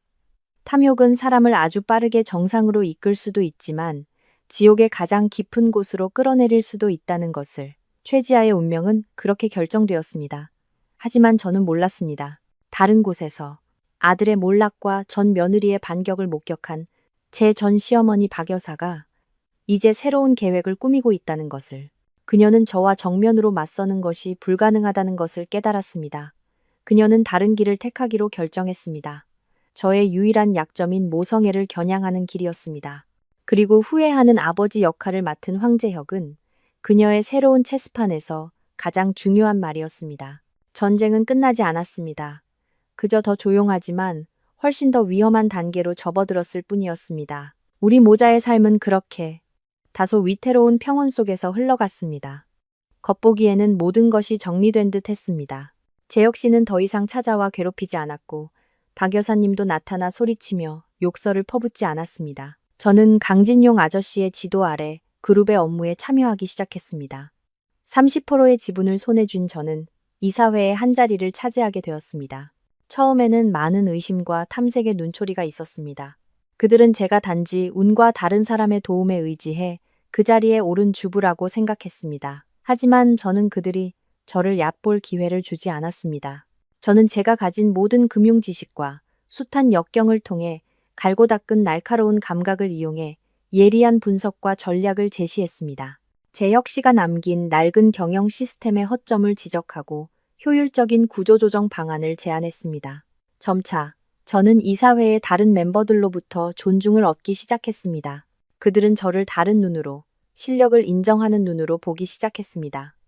저는 다시 살아나는 기분을, 진정한 제 자신이 되는 기분을 느꼈습니다. 저는 더 이상 회장님 사모님이 아닌 독립적이고 강한 여성 경영인 안서연이었습니다. 하지만 제가 일에 몰두하며 제 인생을 재건하는 동안 다른 곳에서는 새로운 음모가 형성되고 있었습니다. 박 여사님은 초기 충격에서 벗어난 후 실패를 순순히 받아들이지 않았습니다. 그녀는 아들이 모든 것을 잃고 손자마저 빼앗긴 것을 용납할 수 없었습니다. 그 지독한 여자의 머릿속에서 모든 잘못은 제 탓이었습니다. 그녀는 제가 덫을 놓고 아들을 파멸시켰다고 생각했고 잃어버린 것을 되찾아야 한다고 결심했습니다. 그리고 가장 중요한 목표는 바로 민준이었습니다. 그녀는 민준이가 저의 유일한 약점이라는 것을 알았습니다. 아이만 손에 넣으면 그것을 이용해 저를 협박하고 거래하여 재산의 일부를 되찾거나 심지어 재혁 씨와의 재결합을 강요할 수도 있을 것이었습니다. 그리고 그 계획을 실행하기 위해 그녀는 재혁 씨를 다시 만들기 시작했습니다. 그녀는 더 이상 그를 꾸짖거나 비난하지 않았습니다. 대신 그를 위로하고 다독이며 그의 머릿속에 악의적인 생각을 심어주었습니다. 네가 지금 가진 모든 것, 저 빌라, 재산, 다 내 힘으로 이룬 거다. 안서연 그녀는 그저 기생충처럼 빌부터 살았을 뿐이야. 이제 와서 그걸 다 빼앗아 갔어. 이대로 있을 순 없다. 내 아들을 되찾아야 해. 민준이는 이 집안의 장손이야. 아비랑 할미 곁에 있어야지. 그년한테 똑똑히 보여줘. 네가 없으면 아비랑 아들이 얼마나 잘 사는지. 그리고 민준이만이 네가 모든 걸 되찾을 수 있는 마지막 카드야. 어머니의 부추김과 모든 것을 잃은 데 대한 분노가 더해져 재혁 씨는 점차 변해갔습니다. 초기의 후회와 고통스러운 모습은 사라지고 그 자리를 계상과 아들을 되찾으려는 결심이 채웠습니다. 그는 더 이상 제게 용서를 구하러 오지 않았습니다. 그는 의도적으로 아버지로서의 권리를 사용하기 시작했습니다. 그는 제게 전화를 걸어 안부를 묻는 대신 아들을 만나게 해달라고 요구했습니다. 법적으로 나는 여전히 아이를 만날 권리가 있어. 당신이 막을 순 없어. 그는 차가운 목소리로 말했습니다. 저는 거절할 수 없었습니다. 법은 실제로 그랬습니다. 저는 그가 주말마다 아이를 만나는 것을 허락할 수밖에 없었습니다. 그리고 그때부터 새로운 전쟁이 시작되었습니다. 매번 아들을 데리러 올 때마다 재혁 씨는 값비싼 장난감, 명품 옷 등 수많은 선물을 가져왔습니다. 그는 아들을 최고급 키즈 카페에 데려가고 가장 비싼 레스토랑에서 식사를 했습니다. 그는 일과 소박한 삶에 집중하는 제가 결코 제공할 수 없는 화려한 물질의 세계를 아들에게 보여주려 애썼습니다. 아직 어린 민준이는 그런 것들에 쉽게 매료되었습니다. 아빠와 놀고 온 날이면 아이는 늘 새로운 장난감을 들고 와 아빠가 데려가 준 멋진 곳들에 대해 자랑했습니다. 처음에는 별 생각 없이 그가 아들에게 부족했던 사랑을 채워주는 방식이라고 생각했습니다. 하지만 저는 곧 민준이의 변화를 감지하기 시작했습니다. 아이는 터무니없는 요구를 하기 시작했습니다. 제가 만든 음식이 레스토랑 음식보다 맛없다고 투덜거렸고 집에 있는 장난감이 아빠가 사준 것보다 시시하다고 불평했습니다. 한 번은 제 가슴을 무너뜨리는 말을 하기도 했습니다. 엄마, 나 아빠랑 할머니랑 같이 살고 싶어요. 거기가 더 재밌고 장난감도 많아요. 저는 그 자리에 얼어붙었습니다. 재혁 씨와 그의 어머니가 순진한 아이를 도구로 삼아 그 여린 마음에 물질로 독을 풀고 있을 줄은 상상도 못했습니다. 전쟁은 점점 더 악화되었습니다. 재혁 씨는 아들 앞에서 제 험담을 하기 시작했습니다. 엄마는 일 때문에 바빠서 더 이상 너를 사랑하지 않는다고 말했습니다. 엄마랑 사는 건 힘들고 아빠와 할머니랑 사는 것만이 최고라고 했습니다. 박 여사님도 마찬가지였습니다. 재혁 씨가 아들을 데리고 옛집에 갈 때마다 그녀는 손자를 껴안고 울며 손자가 보고 싶어 병이 날 지경이었다고. 네 엄마가 우리 사이를 갈라놓은 악독한 사람이라고 말했습니다. 그들은 완벽한 연극을 펼치며 제 아들의 눈에 저를 이기적이고 나쁜 엄마로 만들었습니다. 저는 고통스러웠습니다. 아들에게 엄마는 너를 세상에서 가장 사랑한다고 설명하려 애썼습니다. 하지만 8살짜리 아이가 어른들의 복잡한 음모를 어떻게 이해할 수 있겠습니까? 아이의 눈에는 아빠와 함께 있으면 모든 요구가 충족되고 엄마와 함께 있으면 규칙을 지키고 공부를 해야 하는 것으로 보일 뿐이었습니다. 점차 저와 아들 사이에는 보이지 않는 벽이 생겼습니다. 아이는 말이 줄었고 저와 대화하는 것을 피했습니다. 가끔 아이가 할머니와 몰래 통화하다가 제가 나타나면 황급히 끊는 모습을 보았습니다. 저는 이 상황이 계속되도록 내버려 둘 수 없다는 것을 알았습니다. 그들은 폭력이 아닌 가장 교묘하고 잔인한 심리적 수단으로 제게서 아들을 빼앗으려 하고 있었습니다. 저는 강진용 아저씨와 상의했습니다. 아저씨는 매우 분노하셨지만 제게 침착하라고 조언하셨습니다. 서연아, 그들과 정면으로 맞서지 마라. 그러면 아이만 더 힘들어질 뿐이야. 다른 방법을 찾아야 해. 아이가 그들의 진짜 모습을 보게 만들어야 한다. 하지만 어떻게? 저는 완전히 막막했습니다. 이 전쟁에서 지고 있다는 기분이 들었습니다. 저는 비즈니스 세계에서는 강할 수 있었고 거물급 파트너들과도 맞설 수 있었습니다. 하지만 아들의 눈물과 거리감 앞에서는 완전히 무너졌습니다. 저는 이것이야말로 그들이 제게 가하는 가장 고통스러운 복수라는 것을 깨달았습니다. 그들은 제 재산이나 경력을 노리는 것이 아니었습니다. 그들은 제게 남은 가장 소중하고 유일한 것, 바로 제 아들의 마음을 노리고 있었습니다. 그리고 제가 절망 속에서 헤매고 있을 때 예상치 못한 사건이 터졌습니다. 그 사건은 우리 가족 문제뿐만 아니라 황제역의 더 어두운 비밀을 드러내는 계기가 되었습니다. 모든 것을 바꿀 수 있는 비밀이었습니다. 민준이의 마음을 얻기 위한 전쟁이 조용하지만 치열하게 벌어지는 동안 저는 그룹에서의 업무를 계속해야 했습니다. 강진용 아저씨의 도움으로 저는 경영 활동에 점점 더 익숙해졌습니다. 이사회는 저의 노력과 능력을 인정하여 재무 및 전략 담당 부회장으로 저를 임명하기로 결정했습니다. 새로운 직책에서 저는 회사의 거의 모든 서류와 프로젝트, 심지어 몇 년 전의 자료까지 접근할 권한을 갖게 되었습니다. 저는 가정 문제의 고통을 잊기 위해 일에 몰두했습니다. 박 여사님이 늘 떠벌리던 것처럼 제가 기생충 같은 존재가 아니라 스스로의 힘으로 서고 가치를 창출할 수 있다는 것을 증명하고 싶었습니다. 그리고 투자 포트폴리오를 재구성하기 위해 과거의 프로젝트들을 검토하던 과정에서 저는 우연히 끔찍한 비밀을 발견했습니다. 지난 5년간 묻혀있던 비밀.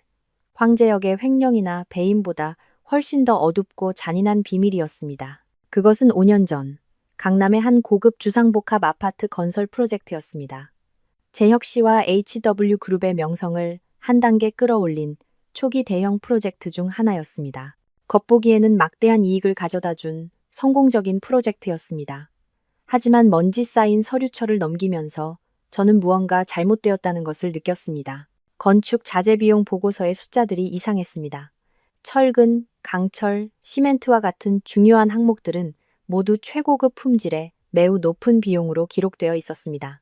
하지만 공급업체의 청구서와 대조해보니 큰 차이가 있었습니다. 마치 자재의 품질을 속여 빼돌린 것처럼 보였습니다. 불길한 예감이 들었습니다. 저는 아저씨가 신뢰하는 유능한 건설 기술자에게 부탁하여 프로젝트의 전체 설계도와 기술 서류를 비밀리에 검토하게 했습니다. 며칠간의 연구 끝에 그 기술자는 매우 심각한 목소리로 제게 전화했습니다. 부회장님, 큰 문제입니다. 이 건물의 구조와 규모를 고려할 때 설계상 철근은 매우 높은 기준을 충족해야 합니다. 하지만 준공 보고서와 제가 찾아낸 일부 자료를 근거로 볼 때 비용을 절감하기 위해 상당량의 철근이 저품질 자재로 대체된 것으로 의심됩니다. 만약 이것이 사실이라면 건물 전체의 구조 안전에 심각한 위험이 있을 수 있습니다. 귀가 먹먹해졌습니다. 수백 가구가 살고 있는 고급 아파트가 저품질 자재로 지어졌다니. 그것은 수천 명의 생명이 언제 끊어질지 모르는 가는실에 매달려 있다는 의미였습니다. 저는 믿을 수가 없었습니다. 황제역이 아무리 탐욕스러워도 다른 사람들의 목숨까지 담보로 잡을 만큼 파렴치할 수는 없다고 생각했습니다. 하지만 숫자와 서류는 거짓말을 하지 않았습니다. 저는 사람을 시켜 더 깊이 파고들게 했습니다. 그리고 마침내 그것을 찾아냈습니다. 자료 보관실 깊숙한 곳에 있던 대외비 도장이 찍힌 서류철이었습니다. 그것은 5년 전 그 프로젝트 현장에서 발생했던 산업재해 사고에 대한 보고서였습니다. 거대한 비계가 무너지면서 인부 2명이 사망하고 여러 명이 다치는 사고였습니다. 하지만 이상하게도 이 사고는 세상에 전혀 알려지지 않았습니다. 언론에 단 한 줄의 기사도 실리지 않았고 관련 기관의 보고서 한 장 제출되지 않았습니다. 모든 것이 완벽하게 은폐되었습니다. 서류철 안에서 저는 당시 현장 소장이었던 분이 자필로 쓴 경위서를 발견했습니다. 그는 비계 붕괴의 원인이 해당 층의 철근 콘크리트 구조물이 품질 기준에 미달하여 하중을 견디지 못했기 때문이라고 썼습니다.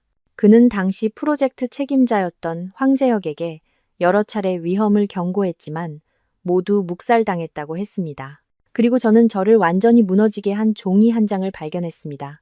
그것은 황제혁과 사망한 두 희생자의 유가족 사이에 체결된 합의서였습니다. 그는 각 유가족에게 수십억 원에 달하는 거액의 합의금을 주고 그들의 침묵을 샀습니다. 그는 돈으로 그들을 매수하고 자신의 죄를 덮고 두 사람의 목숨을 자신의 거짓된 성공의 토대 아래 묻어버렸습니다. 저는 사무실에 앉아 그 자리에 얼어붙었고 온몸이 차갑게 식었습니다. 황제혁의 성공은 제 희생뿐만 아니라 무고한 사람들의 피와 눈물 위에도 세워진 것이었습니다. 그는 단순히 횡령범, 배신한 남편이 아니었습니다. 그는 간접적인 살인자였고 자신의 목적을 위해 모든 것을 짓밟을 수 있는 냉혈한이었습니다. 이 순간 제 안의 증오는 모든 한계를 넘어섰습니다. 이것은 더 이상 개인적인 문제가 아니었습니다. 양심과 도덕, 그리고 인간의 생명에 관한 문제였습니다. 저는 그 아파트에서 살고 있는 수백 가구, 언제 터질지 모르는 시한폭탄 위에서 아무것도 모른 채 잠들고 생활하는 그들을 생각했습니다. 더 이상 침묵할 수 없었습니다.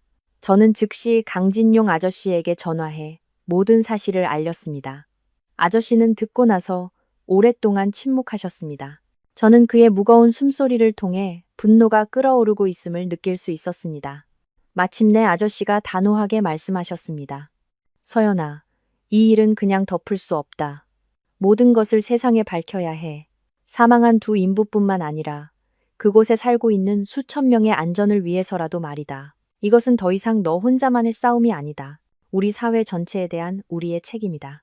저는 이 순간부터 전쟁이 훨씬 더 위험하고 치열한 새로운 국면으로 접어들었음을 알았습니다. 우리의 상대는 더 이상 재혁 씨와 박 여사님만이 아니었습니다. 재혁 씨와 함께 이 죄악을 은폐한 거대한 이익 집단 전체였습니다. 그들은 우리가 과거를 들추는 것을 순순히 지켜보고만 있지는 않을 것입니다. 하지만 저는 그 아파트에서 해맑게 뛰어놀고 있을 어쩌면 제 아들과 같은 나이의 아이들을 생각하자 더 이상 두렵지 않았습니다. 저는 제가 무엇을 해야 하는지 알았습니다.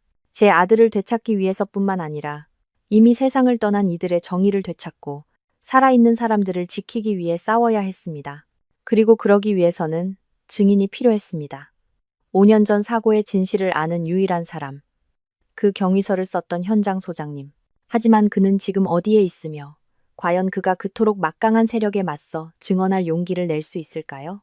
5년 전 산업재해의 끔찍한 비밀을 발견한 후 저와 강진용 아저씨는 모든 것을 결정지을 수 있는 히든카드를 쥐고 있다는 것을 알았습니다. 하지만 이 카드는 양날의 검이기도 했습니다. 황재혁과 그의 이익 집단을 완전히 무너뜨릴 수도 있었지만 신중하게 행동하지 않으면 우리 목숨까지 위험해질 수 있었습니다. 살인사건까지 돈으로 덮으려 했던 자들이 과거를 파헤치려는 사람들의 입을 막기 위해 무슨 짓인들 못하겠습니까? 우리의 가장 중요한 목표는 5년 전 비계 붕괴 사고의 원인에 대한 상세한 경위서를 작성했던 당시 현장 소장 진혜성 씨를 찾는 것이었습니다. 그는 유일한 살아있는 증인이자 정의의 문을 열 수 있는 열쇠였습니다.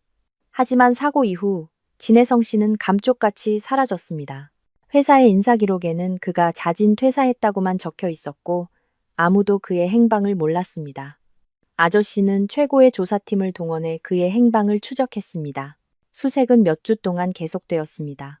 우리는 거의 절망했고 그가 이미 제거되었거나 다시는 돌아오지 않을 먼 곳으로 떠났을지도 모른다고 생각했습니다. 하지만 마침내 한 줄기 희망이 보였습니다. 조사팀이 진혜성 씨의 아내가 충청도의 한 외진 시골 마을에 살고 있다는 것을 알아냈습니다. 그녀는 혼자 살고 있었고 건강이 좋지 않았으며 낯선 사람과의 접촉을 극도로 꺼렸습니다. 아저씨는 이것이 유일한 단서일 수 있다며 제가 직접 가보는 것이 좋겠다고 조언하셨습니다. 자식을 위해 싸우고 있는 너의 진심만이 그들의 마음을 움직일 수 있을 거다, 서연아. 가되, 아주 조심해야 한다. 저는 가기로 결심했습니다. 가족에게는 며칠간 지방 출장을 간다고 거짓말을 하고 민준이는 아주 신뢰하는 친구에게 맡겼습니다. 그리고 혼자 시외버스를 타고 충청도로 향했습니다. 아저씨는 만일을 대비해 경호원 2명을 붙여 멀리서 저를 보호하게 했습니다. 시골로 가는 길은 멀고 피곤했지만 제 마음은 불처럼 뜨거웠습니다. 제가 무엇을 마주하게 될지 알 수 없었습니다. 진혜성 씨의 아내가 저를 만나주기는 할까? 진혜성 씨는 아직 살아계실까? 그리고 만약 그렇다 해도 과연 그가 증언대에 설 용기를 낼 수 있을까? 진혜성 씨 아내의 집은 작은 골목 깊숙한 곳에 있는 낡고 허름한 단층집이었습니다. 제가 도착했을 때 그녀는 마마루에 앉아 슬픈 눈으로 먼 곳을 바라보고 있었습니다. 그녀는 생각보다 더 마르고 약해 보였습니다. 도시 사람처럼 차려입은 낯선 여자인 저를 보고 그녀는 매우 경계하는 태도를 보였습니다. 저는 공손하게 인사를 드리고 천천히 이야기를 시작했습니다. 바로 사고 이야기를 꺼내지 않았습니다. 제 처지에 대해 아들을 되찾고 정의를 바로 세우기 위해 홀로 싸우고 있는 제 이야기를 들려주었습니다. 잠 못 이루는 밤들과 한 엄마로서 느끼는 고통에 대해 말했습니다. 제 이야기는 비슷한 고통을 겪어온 그녀의 마음에 와닿은 듯 했습니다. 그녀의 경계심 가득한 눈빛이 점차 부드러워졌습니다. 한참 후 어느 정도 신뢰를 얻었다고 느꼈을 때 저는 조심스럽게 진혜성 씨와 5년 전 사고에 대해 물었습니다. 그 말을 듣자마자 그녀의 안색이 순식간에 변했습니다. 얼굴이 창백해지고 두 손이 심하게 떨렸습니다. 그녀는 손을 내저으며 겁에 질린 목소리로 말했습니다. 그 얘기는 꺼내지도 마세요. 우린 아무것도 몰라요. 어서 돌아가세요. 저는 그녀가 두려워하고 있다는 것을 알았습니다. 저는 무릎을 꿇고 차갑고 앙상한 그녀의 손을 잡았습니다. 제 눈에서는 눈물이 흘러내렸습니다. 어머님 제발요. 어머님과 아버님께서 그동안 얼마나 힘드셨을지 알아요. 하지만 이제 이건 제 가족만의 문제가 아니에요. 그 아파트에 살고 있는 수천 명의 목숨이 걸린 문제예요. 만약 그 건물이 무너지면 끔찍한 참사가 일어날 거예요. 제발, 제발 아버님과 이야기할 기회만이라도 주세요. 그녀는 눈물이 그렁그렁한 눈으로 저를 보았습니다. 그녀는 울었습니다. 지난 5년간 억눌러왔던 눈물이 터져 나온 듯 했습니다. 그녀는 사고 이후 진혜성 씨가 황재혁에게 협박을 받았다고 털어놓았습니다. 만약 입을 번긋하면 온 가족이 무사하지 못할 것이라고 했다는 겁니다. 그는 한동안 사람을 붙여 그들을 정신적으로 괴롭혔습니다. 압박을 견디지 못한 진혜성 씨는 결국 도망쳐 여기저기를 떠돌며 숨어 살아야 했고 아내와 자식에게 연락조차 할 수 없었습니다. 가끔 몰래 돈만 조금씩 붙여올 뿐이었습니다. 그녀는 남편이 살아도 사는 게 아니라며 죽은 동료들을 지키지 못했다는 죄책감과 공포 속에서 매일 고통받고 있다고 했습니다. 그녀의 이야기를 듣고 황재혁에 대한 제 분노는 더욱 커졌습니다. 그는 잔인할 뿐만 아니라 비열하기 짝이 없었습니다. 자신의 죄를 덮기 위해 한 평범한 가정을 완전히 파괴한 것입니다. 저는 그녀에게 단호한 목소리로 말했습니다. 어머님, 이제는 상황이 달라졌어요. 어머님과 아버님께서 더 이상 혼자 고통받게 두지 않겠어요. 저를 돕는 분들이 있고 저희가 두 분을 보호해드릴 수 있어요. 아버님께서 용기를 내주시기만 한다면 제가 약속드릴게요. 모든 사람을 위한 정의를 반드시 되찾겠습니다. 그녀는 오랫동안 저를 바라보았습니다. 그녀의 눈빛에는 두려움과 희망이 교차하고 있었습니다. 마침내 그녀는 떨리는 손으로 장롱에서 낡은 휴대폰을 꺼내 번호를 눌렀습니다. 그녀는 수화기에 대고 목맨 소리로 말했습니다. 여보, 당신을 만나고 싶어 하는 사람이 왔어요. 이제 그만 돌아와요. 우리 언제까지고 이렇게 도망칠 수만은 없잖아요. 다음 날 진혜성 씨가 돌아왔습니다. 그는 서류 속 사진보다 훨씬 늙고 야위어 있었습니다. 움푹 팬 눈에는 도망자로서 살아온 세월의 고뇌와 피로가 가득했습니다. 그는 저를 만나자 아무 말 없이 그저 조용히 자리에 앉았습니다. 저는 그에게 모든 것을 이야기했습니다. 재혁 씨의 몰락, 제가 가진 증거들, 그리고 아파트의 위험성까지. 저는 그가 5년 전에 썼던 경위서를 그에게 보여주었습니다.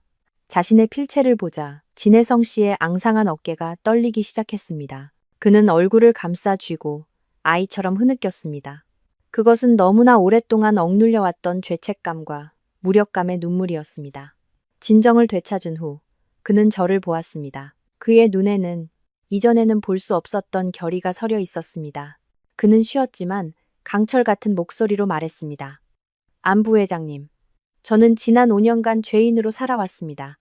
이제는 뭔가 올바른 일을 해야 할 때가 온 것 같습니다. 제가 증언하겠습니다. 모든 진실을 밝히겠습니다. 죽는 한이 있더라도 수천 명의 사람들을 위험에 처하게 하고 억울하게 죽은 내 동료들이 눈을 감지 못하게 할 수는 없습니다. 그의 말은 저를 깊이 감동시켰습니다.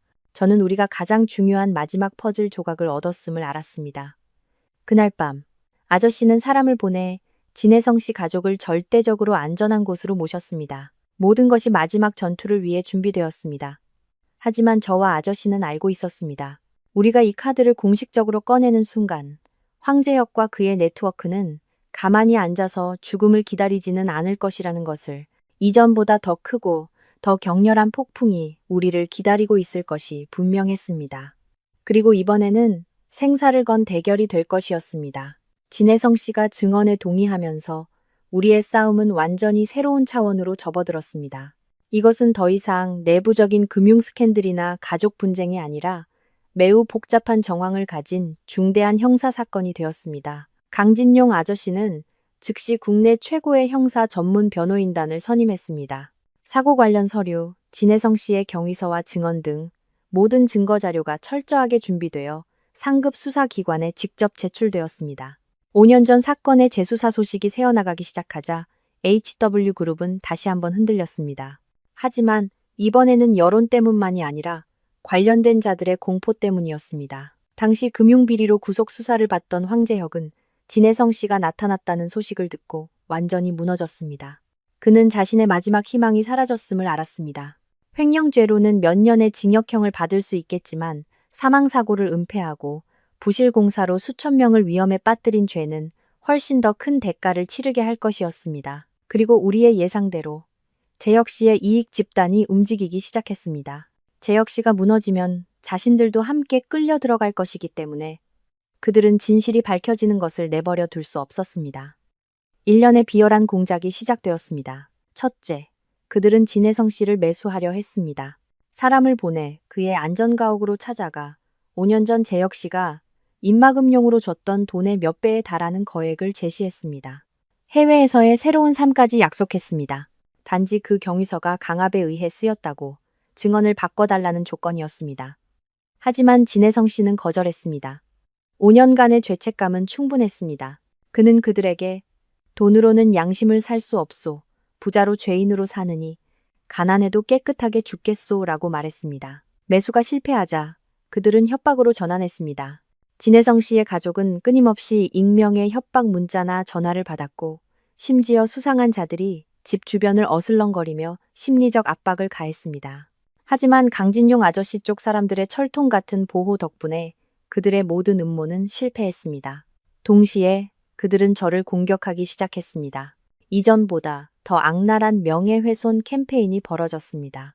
그들은 온라인 여론 조작팀을 고용해 소셜미디어에 악의적인 루머를 퍼뜨렸습니다. 제가 그룹 전체를 차지하기 위해 남편을 함정에 빠뜨리려고 과거사까지 조작하는 교활한 여자라는 것이었습니다. 그들은 제가 악랄한 악당이고 재혁 씨는 불쌍한 희생양이라는 소설을 써댔습니다. 근거 없는 말들이었지만 내막을 모르는 사람들에게는 큰 영향을 미쳤습니다. 저는 다시 한번 여론의 압박에 직면해야 했습니다. 집 밖으로 나가기도, 신문이나 인터넷을 보기도 두려운 날들이 있었습니다. 저는 그저 아들을 끌어안고 아이의 순수한 미소에서 힘을 얻을 뿐이었습니다. 하지만 이번에는 저 혼자가 아니었습니다. 강진용 아저씨가 자신의 명예를 걸고 그 루머들을 반박해 주셨습니다. 양심적인 언론사들과 기자들이 우리 편에 서주었습니다. 그들은 직접 사건을 취재하고 그 유령 같은 아파트 프로젝트의 이면에 숨겨진 의혹들을 파헤치는 심층 분석 기사를 내보냈습니다. 여론은 서서히 바뀌기 시작했고 사람들은 이 사건을 시끄러운 이혼 소송이 아닌 중대한 형사 사건으로 다시 보기 시작했습니다. 그리고 마침내 마지막 재판이 열렸습니다. 온 사회의 이목이 집중된 재판이었습니다. 황재혁은 수인복을 입고 법정에 들어섰습니다. 초췌한 모습에 눈빛은 텅 비어 있었습니다. 과거 회장의 위풍당당함은 찾아볼 수 없었습니다. 가족석에 앉은 박 여사님은 그림자 같았습니다. 더 이상 울지도 소리치지도 않고 그저 멍한 눈으로 아들을 바라볼 뿐이었습니다. 가장 중요한 증인 진혜성 씨가 증언대에 섰습니다. 그는 5년 전 사고의 진실을 모두 밝혔습니다. 목소리는 떨렸지만 또렷하고 단호했습니다. 그는 재혁 씨에게 어떻게 협박당했는지, 어떻게 도망치며 죄책감 속에 살아야 했는지 증언했습니다. 그의 증언은 우리가 제출한 반박할 수 없는 증거들과 결합되어 황재혁과 그 공범들의 범죄에 대한 완전한 그림을 그려냈습니다. 재판은 며칠 동안 계속되었습니다. 재혁 씨의 이익 집단에 속한 인물들이 하나씩 불려 나왔습니다. 그와 함께 횡령하고 뇌물을 주고 범죄를 은폐했던 자들 모두 법망을 피할 수 없었습니다. 최후 진술에서 황재혁은 더 이상 부인하지 않았습니다. 그는 자리에서 일어나 피해자석에 앉아있는 저를 향해 돌아섰습니다. 그는 고개를 숙였고 그의 목소리는 늦어버린 후회로 가득 차 쉬어 있었습니다.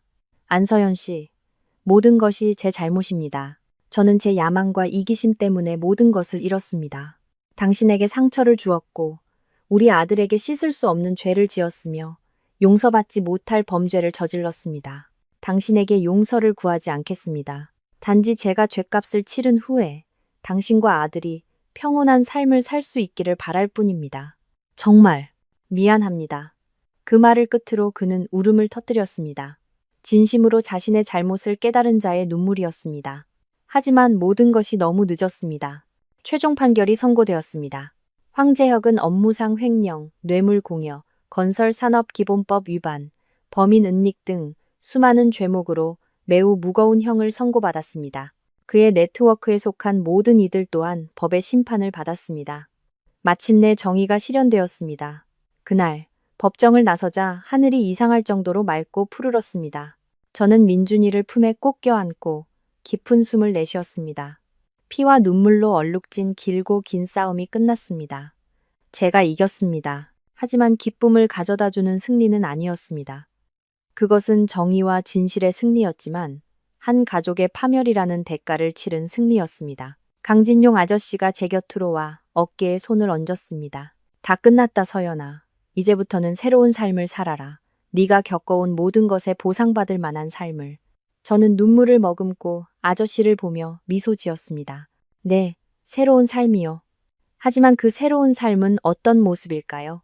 그리고 폭풍의 눈을 통과한 저는 어떤 사람이 될까요? 그 운명적인 재판 이후 저와 관련된 모든 사람들의 삶은 완전히 새로운 페이지로 넘어갔습니다. 황재혁은 자신이 저지른 범죄의 대가를 치르기 위해 기나긴 수감 생활을 시작했습니다. 박 여사님은 아들과 가문의 완전한 몰락을 목격한 후 심하게 쇠약해지셨습니다. 그녀는 한때 자랑거리였던 옛 빌라를 팔고 고향으로 내려가 더 이상 다툼도 자만심도 없는 조용한 삶을 사셨습니다. 가끔 지인들을 통해 듣기로는 무척 늙으셨고 집 밖으로 거의 나오지 않으신다고 했습니다. 아마도 마음 한구석에서는 자신의 잘못을 아들에 대한 맹목적인 애정과 비호가 그를 죄의 길로 이끈 한 원인이었음을 깨달으셨을지도 모릅니다. 저는 더 이상 그녀를 미워하지 않았습니다. 그저 한 어머니의 운명에 대한 안타까움만이 남았습니다. 그리고 저와 민준이, 우리는 새로운 여정을 시작했습니다. 너무나 많은 고통스러운 기억이 담긴 옛 빌라로는 돌아가지 않았습니다. 저는 그 집을 팔고 그 돈의 일부로 공원이 내다보이는 햇살이 잘 드는 아늑한 아파트를 샀습니다. 나머지 돈과 그룹에서 나오는 배당금은 더 의미 있는 일에 쓰기로 결심했습니다. 저는 안연이라는 이름의 자선재단을 설립했습니다. 가정폭력과 배신의 피해자인 여성들에게 무료 법률 및 심리 상담을 제공하는 재단이었습니다. 제 이야기를, 제 경험을 이용해 다른 여성들에게 힘을 실어주고 싶었습니다. 그들이 혼자가 아니며 스스로의 힘으로 일어서서 자신의 삶을 되찾을 수 있다는 것을 알려주고 싶었습니다. 그룹에서의 일은 계속했지만 더 이상 권력에 대한 야망은 없었습니다. 제 위치를 이용해 재혁 씨가 남긴 잔재들을 청소하고 정직과 도덕을 바탕으로 한 깨끗한 근무 환경과 지속 가능한 기업을 만들고 싶을 뿐이었습니다. 저는 강진용 아저씨, 그리고 다른 이사진과 함께 대대적인 개혁을 단행했습니다. 모든 건물의 품질을 재점검했고 특히 문제가 되었던 강남의 아파트는 더욱 철저히 조사했습니다. 다행히 재평가 결과 전문가들은 자재가 일부 빠지긴 했지만 당장 위험할 정도의 구조적 결함은 아니라고 결론 내렸습니다. 우리는 입주민들에게 모든 진실을 공개하고 막대한 비용을 들여 건물 전체를 보강하고 수리하여 절대적인 안전을 보장했습니다. 비용이 많이 들었지만 이 조치는 그룹이 잃어버린 신뢰를 어느 정도 회복하는 데 도움이 되었습니다.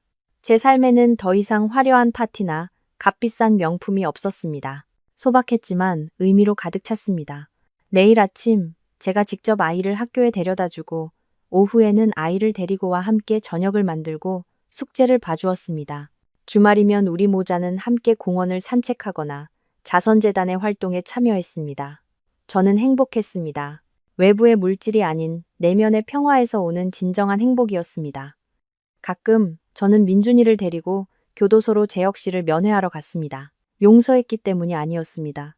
제 아들이 아버지의 정을 잃지 않기를 바랐기 때문이었습니다. 아빠가 잘못을 저질러 죗값을 치르고 있지만 여전히 자신을 낳아준 사람이라는 것을 아들이 이해하기를 바랐습니다. 교도소의 재혁 씨는 많이 변해 있었습니다. 그는 말이 줄었고 오만함으로 가득 찼던 눈빛에는 깊은 후회만이 남아 있었습니다. 아들을 만날 때마다 그는 울었습니다. 그는 아들에게 올바른 것을 가르치고 항상 엄마 말을 잘 듣고 아빠처럼 되지 말고 좋은 사람이 되어야 한다고 당부했습니다. 그 모습을 보며 제 마음도 어느 정도 평온해졌습니다. 아마도 법의 심판이야말로 그가 진정으로 깨달을 수 있는 유일한 방법이었을지도 모릅니다. 강진용 아저씨는 여전히 아버지처럼, 큰 친구처럼 제 곁을 지켜주셨습니다. 아저씨는 제가 성장하고 제 자신을 되찾는 모습을 보며 무척 기뻐하셨습니다. 아저씨는 종종 제게 말씀하셨습니다. 서연아, 하늘에 계신 네 아버지가 분명 너를 무척 자랑스러워하실 거다. 그럴 때마다 제 눈시울이 뜨거워졌습니다. 저는 아버지의 기대를, 아저씨의 기대를, 그리고 무엇보다 제 자신의 기대를 저버리지 않았습니다. 어느 황혼 무렵, 저는 발코니에 앉아 불이 켜지기 시작하는 도시를 내려다보고 있었습니다. 민준이가 달려와 제 목을 꼭 껴안고 속삭였습니다. 엄마, 내가 세상에서 제일 사랑해. 저는 아들을 품에 안고 부드러운 머리카락에 입을 맞췄습니다. 저녁 바람이 부드러운 꽃향기를 싣고 불어왔습니다. 저는 미소 지었습니다. 전쟁은 정말로 끝났습니다. 저는 인생의 거대한 폭풍을 지나왔습니다. 잃었고 아팠지만 마침내 평온한 안식처를 찾았습니다. 그것은 어떤 남자도 재산도 아니었습니다. 그것은 영혼의 자유, 아들의 무조건적인 사랑, 그리고 선량한 삶의 가치였습니다. 앞으로도 많은 도전이 있겠지만 저는 더 이상 두렵지 않았습니다. 비 온 뒤에 땅이 굳는다는 것을 알기 때문입니다. 그리고 저, 안서현은 마침내 부모님께서 제게 주신 이름 그대로 평안하고 자유로운 안연을 찾았습니다.